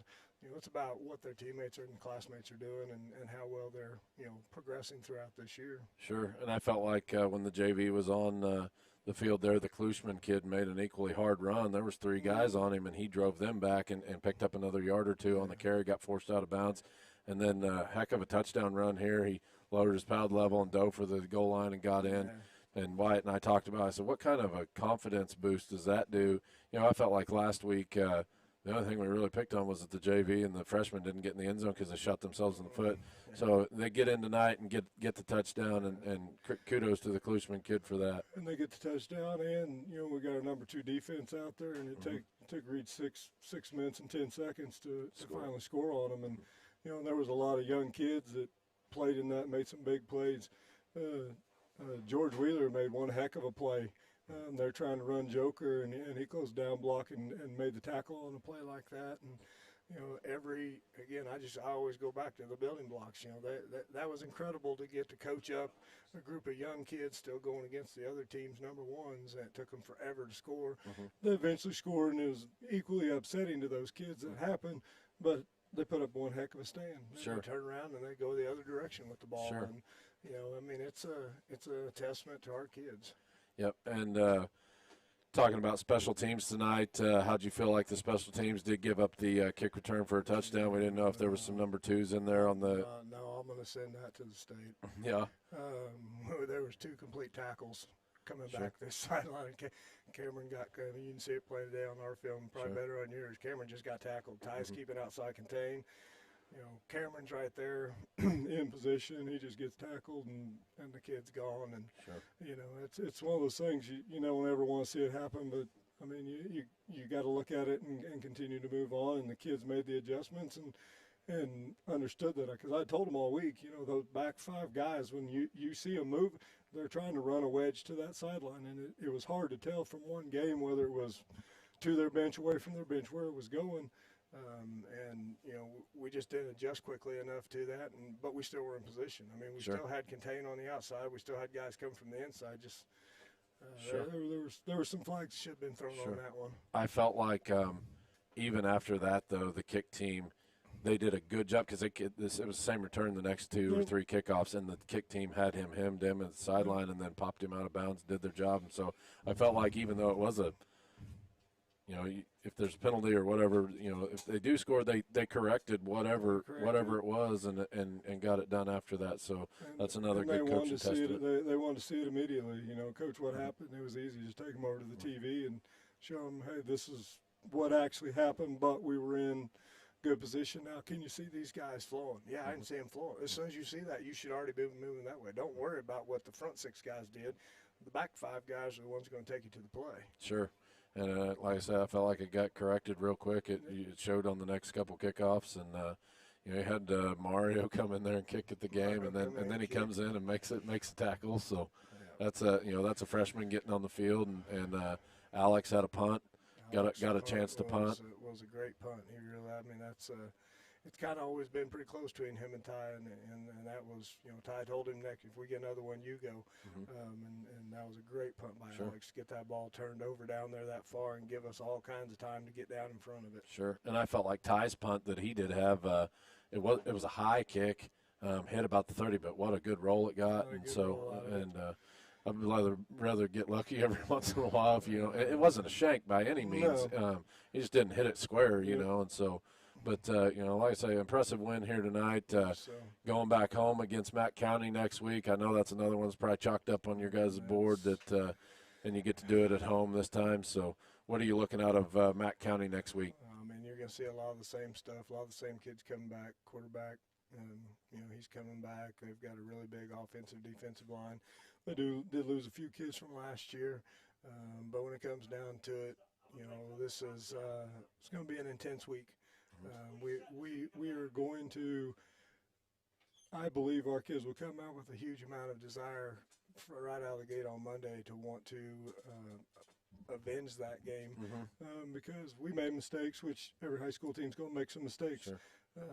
But we still had a chance to win, and we just didn't get it pulled off. And we're going to put a lot of work into it this year, and you could see it in their eyes when Jared asked me, who do we play next week? And they were like McDonald County, and their eyes got big. They were like, this is on the calendar. This is the one blemish from last year that we should have not let happen. And I think I know we're going to have a great week, and I just can't wait for next Friday night. Sure. McDonald County into our place. Sure, and like I say, you build off of this thing. There's a lot to build off there because they played one heck of a game, all facets of the game. Nothing really to pick on with them here, but one thing you could clean up, maybe the fumbles at the start. Other than that, it looked pretty clean. The penalties got cleaned up, it looked like. So penalties were, the only penalty. Well, we had one penalty on Lane, and in our punt return, we call it hold 'em, and Lane took it real seriously. He was still holding him 20 yards downfield. I call hold him on the line, and Lane was still, and the other one was on Tucker, and it was just kind of a misalignment. When we went down in our stance, he just was in the neutral zone. Sure. So, it wasn't a false start. It wasn't something like that. And so I think we cleaned those portions up. And, ball security is always a big thing to us. A lot of humidity, a lot of moisture on the skin.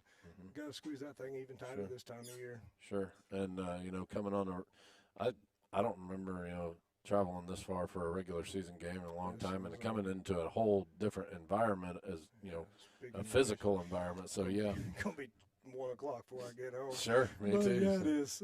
It's a long drive. Great facilities, really great facilities.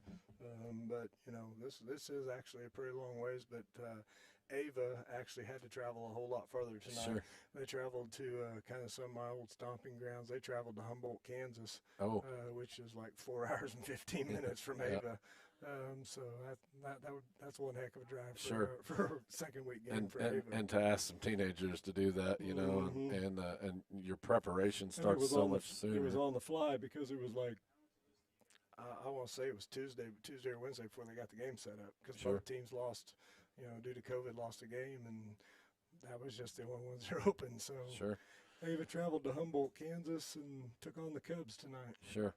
Well, Coach, thanks for coming up. We'll get you out of here quick, and you guys get back on the road. Have a safe trip home, and congratulations for a Week 2 win. Get back at it on Monday. All right. Thank you. Good luck next week.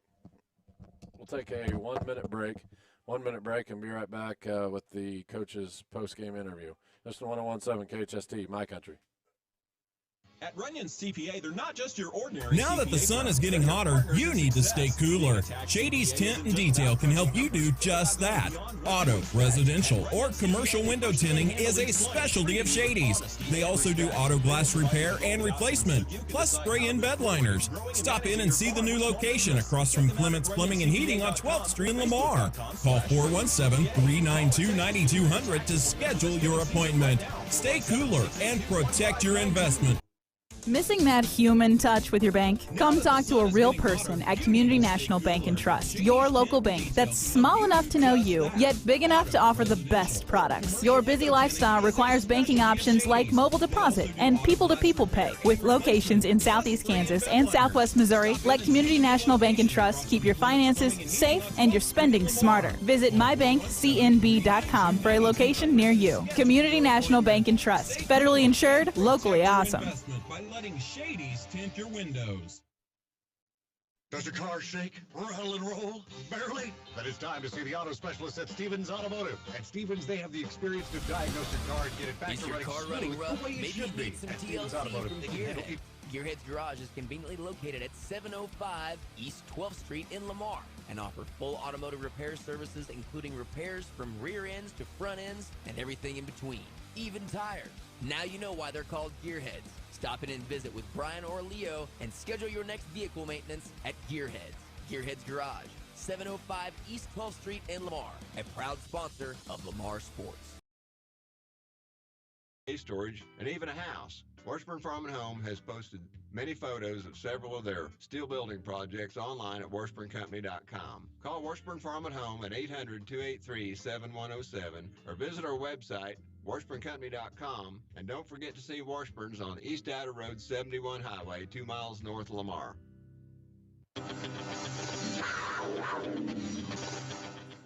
Welcome back to the Community National Bank and Trust coaches interview. Joined now by head coach Jared Beshear. Coach Beshear, thank you for joining us up here. How's that feel after last week we was talking, you had this one marked and you wanted to give them the best showing, and I think you did that. Yeah, that's exactly, how we feel. We came in,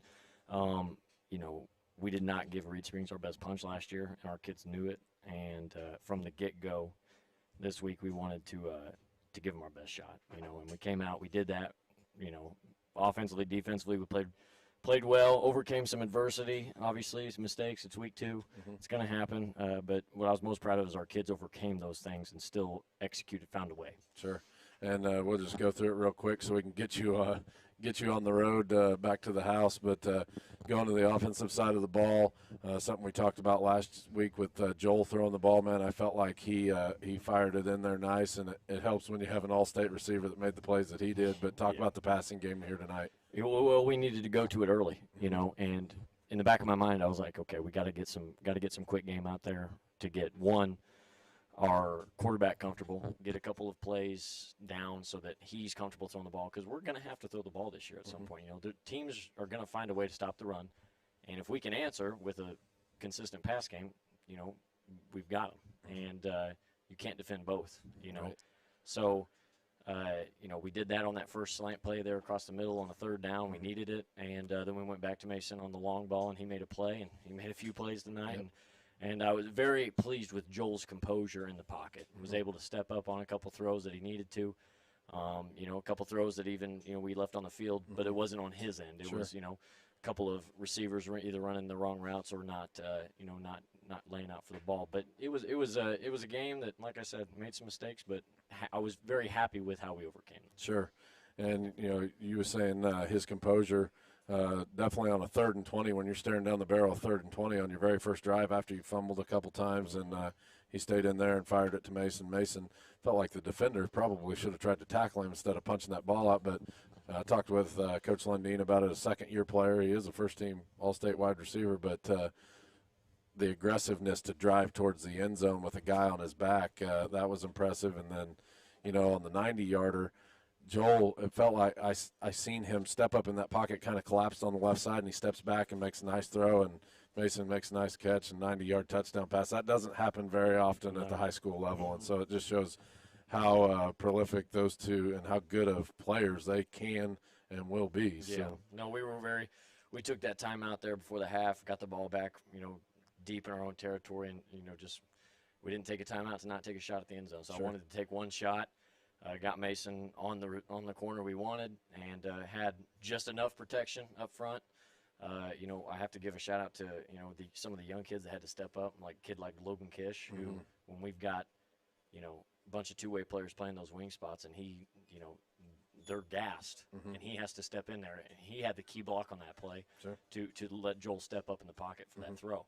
So, you know, a lot of guys that names you're not going to see on these stat sheets, but they stepped up and did it. Sure. And Mason, as far as Mason goes, he, you know, like you said, second-year player, but the aggressiveness and the willpower to run through a tackle, to get in the end zone, to not avoid – he's not avoiding contact at all. Right. And I think that's just just a kudos to him for getting in the weight room this summer, you know, working on his craft and just becoming more confident as a football player. And, you know, this is as confident he's ever been, and he's gonna make more plays like that. Sure. Well, I'll tell you, I wasn't going to admit it to you, but I would have bet a whole lot of money that you wasn't going to put that ball in the air at the 10-yard line, and you did it, and I was thoroughly impressed. Well, and some of my coaches down there was like, well, you got some guts throwing that. I was like, well, hey, you know, and when it's nice when I have Coach Quinley in my ear to let me. He always gives me a bunch of guts. He's always like, just throw it, just go at it. I was like, okay, fine. That bit us in the butt last week. You know, we threw a pick, but it's our kids executed when they needed to, and to me that's the biggest. That's why I got such a big smile on my face. Every football team hits adversity at the time of year. There's never going to be a time where you're not hitting adversity, even in these games where you feel like you're the better team.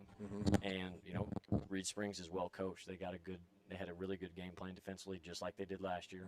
You know, gave us some trouble in our blocking schemes, and this year we were able to overcome it much better than we were last year. Last year we got us caught on our toes. Poor coaching on my part. We didn't really adjust very well, and, you know, we kind of snuck away with that one. This one, there was no sneaking away from. We knew from the beginning our guys took control, and despite the adversity, overcame and found a way to punch them in. And defensive side of the ball, real quick, impressive again here this week. That Weiss kid is a handful to take on. You know, I listened to your pregame interview, and you was talking about how he's a prolific. You know, he's got the body type. He's got the build. He will be probably if not one of the most impressive players we will just play against this year. You know, he can run. He is big. He can block. You know, and you know they ask him to do a lot of things, and so you know eventually he's going to get worn out. I think our guys did a good job of trying to wear him out, but he's a good player, man. He's going to do some big things. He's going to go to a big school and make some noise. That's not the last time you'll hear of his name. And you know, and he's back next year too. Sure.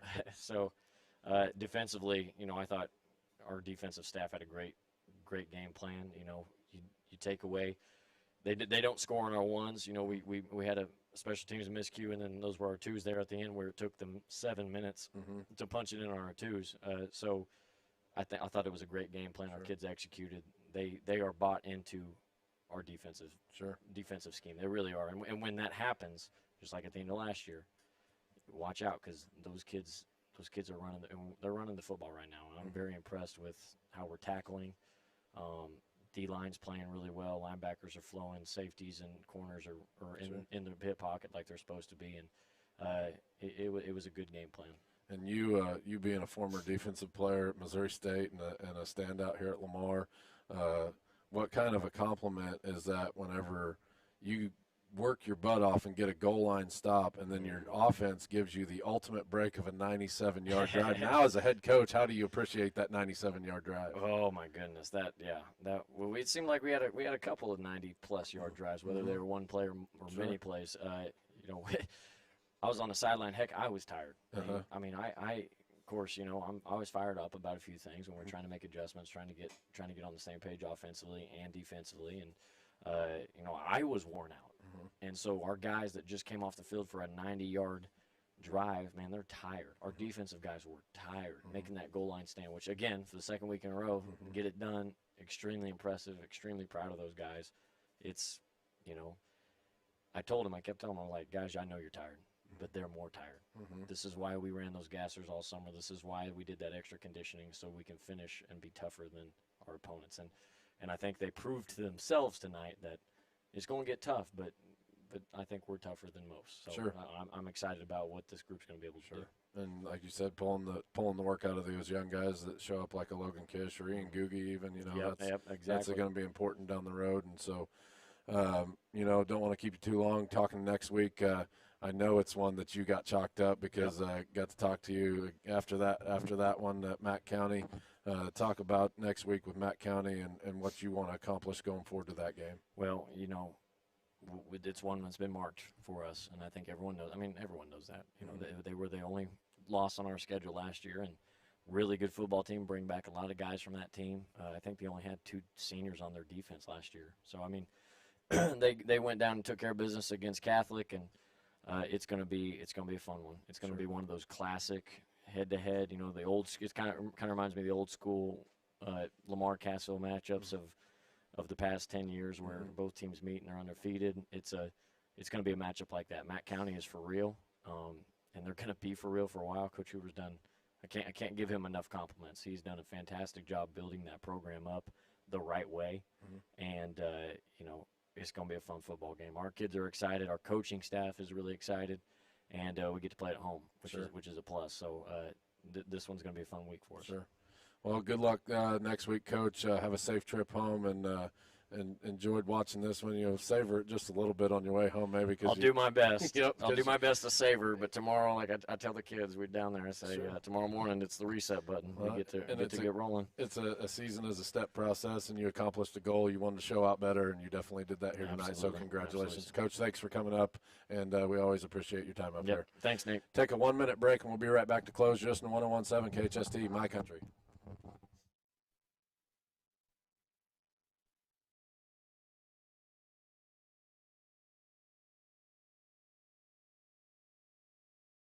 Farming is a competitive business, which is why 4-state farmers entrust their grain handling to Brandt, like Brandt's new swing-away augers that deliver up to 22% more grain capacity, the fastest in the industry, saving precious time when you need it the most. Their full line of augers, belts, carts, and vacs gets the job done every time. So if you're looking for an advantage at harvest time, get yourself some worry-free performance from Brandt and lead the field. Visit Seed and Farm in Lamar or call 417-682-6465 today.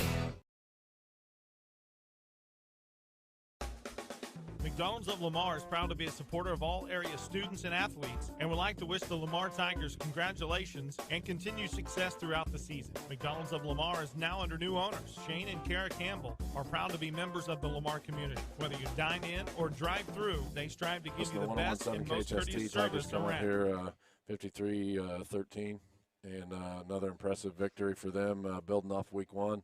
And, you know, Wyatt, what a fun one to do. We was talking there during the break about the anticipation at the start of that game. It started off with the fireworks. I was even fired up myself up here, messing up stuff that's not typically normal. I'm not saying I'm ever flawless because I mess up plenty of stuff up here. It's easy to do, but I felt that tension. And once they settled in and started rolling, I felt like they got in a comfortable spot. You know, you call it adjustments or whatever, but like Coach Beshear said, whenever you can throw the football and make them back off that run, that settles down your run game a little bit and really opens up the run game or the pass game, because now you're comfortable running the football and you can take those big shots and make plays. Yeah, you know, in the past with the Lamar Tigers, you know, they every single time we came into a game, they thought, you know, they're going to try to pound it down our throats every single game. And, you know, we did it because it worked. Still do a lot of that. And we do a lot of it.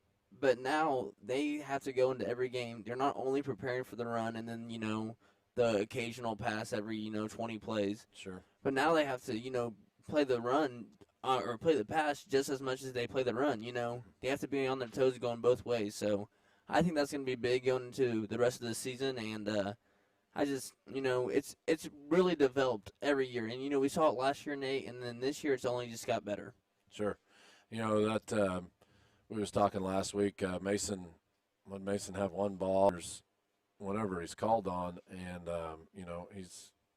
they can't say enough about him. He really grew as a player. He turned into, like I said, 100 times. He's a first-team All-Stater. And I felt like last year, those first couple games, while he is an incredible athlete, I'm not wanting to say timid or anything or soft, but the contact was an adjustment for him. Contact is not a problem for that kid anymore, and being aggressive, and he showed it here tonight. And like I say, I know this thing is always a total team win, and that's what this program's built around, is a total team. You'd hear the coaches talk about the younger kids stepping up, and that's what they want. And but definitely some kids that shined here tonight. Defensive side of the ball, fourth down, he makes a stop, and then he comes out and delivers 2 big catches, and really that third down early in that first drive on that slant that Coach Beshear was talking about, I feel like that's just as big, because you got to have a first down. Now that gives Joel confidence that, hey, he and I can connect, and then a couple plays later, we're 3rd and 20, and he hits it deep for a touchdown. So, and before we end this real quick, I just want to throw some stats out there. Let it fly. So, Mason had 5 catches for 162 yards, and then Joel had, I think it was 6 completions for 200 yards. Yep. And Jared was talking about it after he got off a long time it went over 1,000 yards, was it? Yeah, last year. And it was towards the end of the game. So, Joel's got 200 right there. So, building on it, and the rushing game I felt like was a little more spread out. Going back here to the south, nice long run. Did it get called back on a penalty? I can't remember. Anyway, some more guys. The more you can see those young guys, that plays big, because like they said, getting your kid the starters, the breaks, and getting them fresh, because then whenever what they're capable of. So if a young guy can come in and produce while those guys are getting a break, I think that that's only gonna get better, and we're only in week 2. Yeah, and talking about it, like I was just saying, they have to prepare for the pass and the run, and now you don't know who's gonna get the ball. Like, you have no idea how to, even when a new guy comes in. Sure. I mean, you have no idea even catching the ball. Sure. Trace last year had a lot. He hasn't been much in the receiving game right now, but last year, he was the number 2 receiver last year. Sure. And he hasn't really caught too many balls yet, but once he gets going in the passing game, like, what are you going to do? You don't know where it's going to go, and you don't know what type of play they're going to call. Sure. And I definitely don't know what type of play they're going to call, because Coach Beshear shocked me down there on the 10-yard line throwing that deep one, and I've said it over and over. But, exciting game here tonight. I feel like the anticipation for next week's game is going to be just that much more. And, again, thank you to Michael and Blaine and Erno getting that live stream out. I know there was a lot of people that appreciated it tonight that did, not that they didn't want to travel, but it's just a nice convenience to have, and we can't thank the school enough for putting that together, and the equipment, and Michael with his time, and Blaine with his time, and Erno with his time. It's just it's a wonderful thing to have. And none of that is possible without the sponsors, so we can't thank those people enough. Everybody that sponsors, we're sponsoring hit of the game, defensive stop. There's all sorts of John Thomason does a heck of a job going out and getting sponsors, and he will sponsor everything. He really wants to sponsor that Grandma Joyce thing, but I don't know if she wants to draw that much of attention to herself. But like I say, it's just this program and the honor to do this on the radio for this program is awesome, but it's all about the team, and that's what the sponsors, I think, that's the consensus. It's about this team, and everybody wants to show support to them. You and I talked down here, or on the way down here. They have the Thursday night meals. Coach Bailey used to talk about those. I've only actually got to go to 2, and last night was the first one I got to go to. And Rick Johnson, we talk about Rick. It was there at the Lamar United Methodist Church, put on by the Methodist men, and Michael Moyer's a youth pastor there. He helped with that. So just people, Michael's doing this, he's doing the youth pastor thing, and then we host the team meal. Rick Johnson's a guy that called these games for a long time and laid a foundation. He's helped me. I know he's helping you with the stat thing.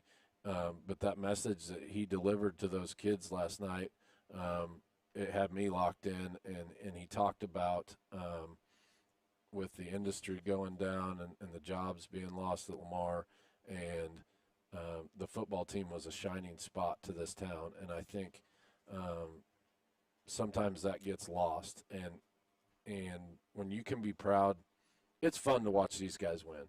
But whenever you can be proud, no matter what they do, and it's a bright spot to your week, it's good for everybody. It's good for the kids. It's good for the community. And I felt like being honored to get to go to that team meal last night and listening to Rick's message was unbelievable. So, like I say, this thing's great, and we're just in week 2, and these guys are playing some good football. And Coach Beshear with that with his mentality, he wants to build on it and build on it and build on it. So, and it's a foundation that started long ago, and it's been a wonderful thing for the town, and just can't have enough good to say about it. There's nothing like it. There's nothing like it. So this has been fun. Another fun Friday night. You got week 2 under your belt. Did a good job with those keys to the game, and I think they came up big. And we appreciate having you, Wyatt. So thanks for joining us this year. I'm glad I'm on. Yep, there we go. So.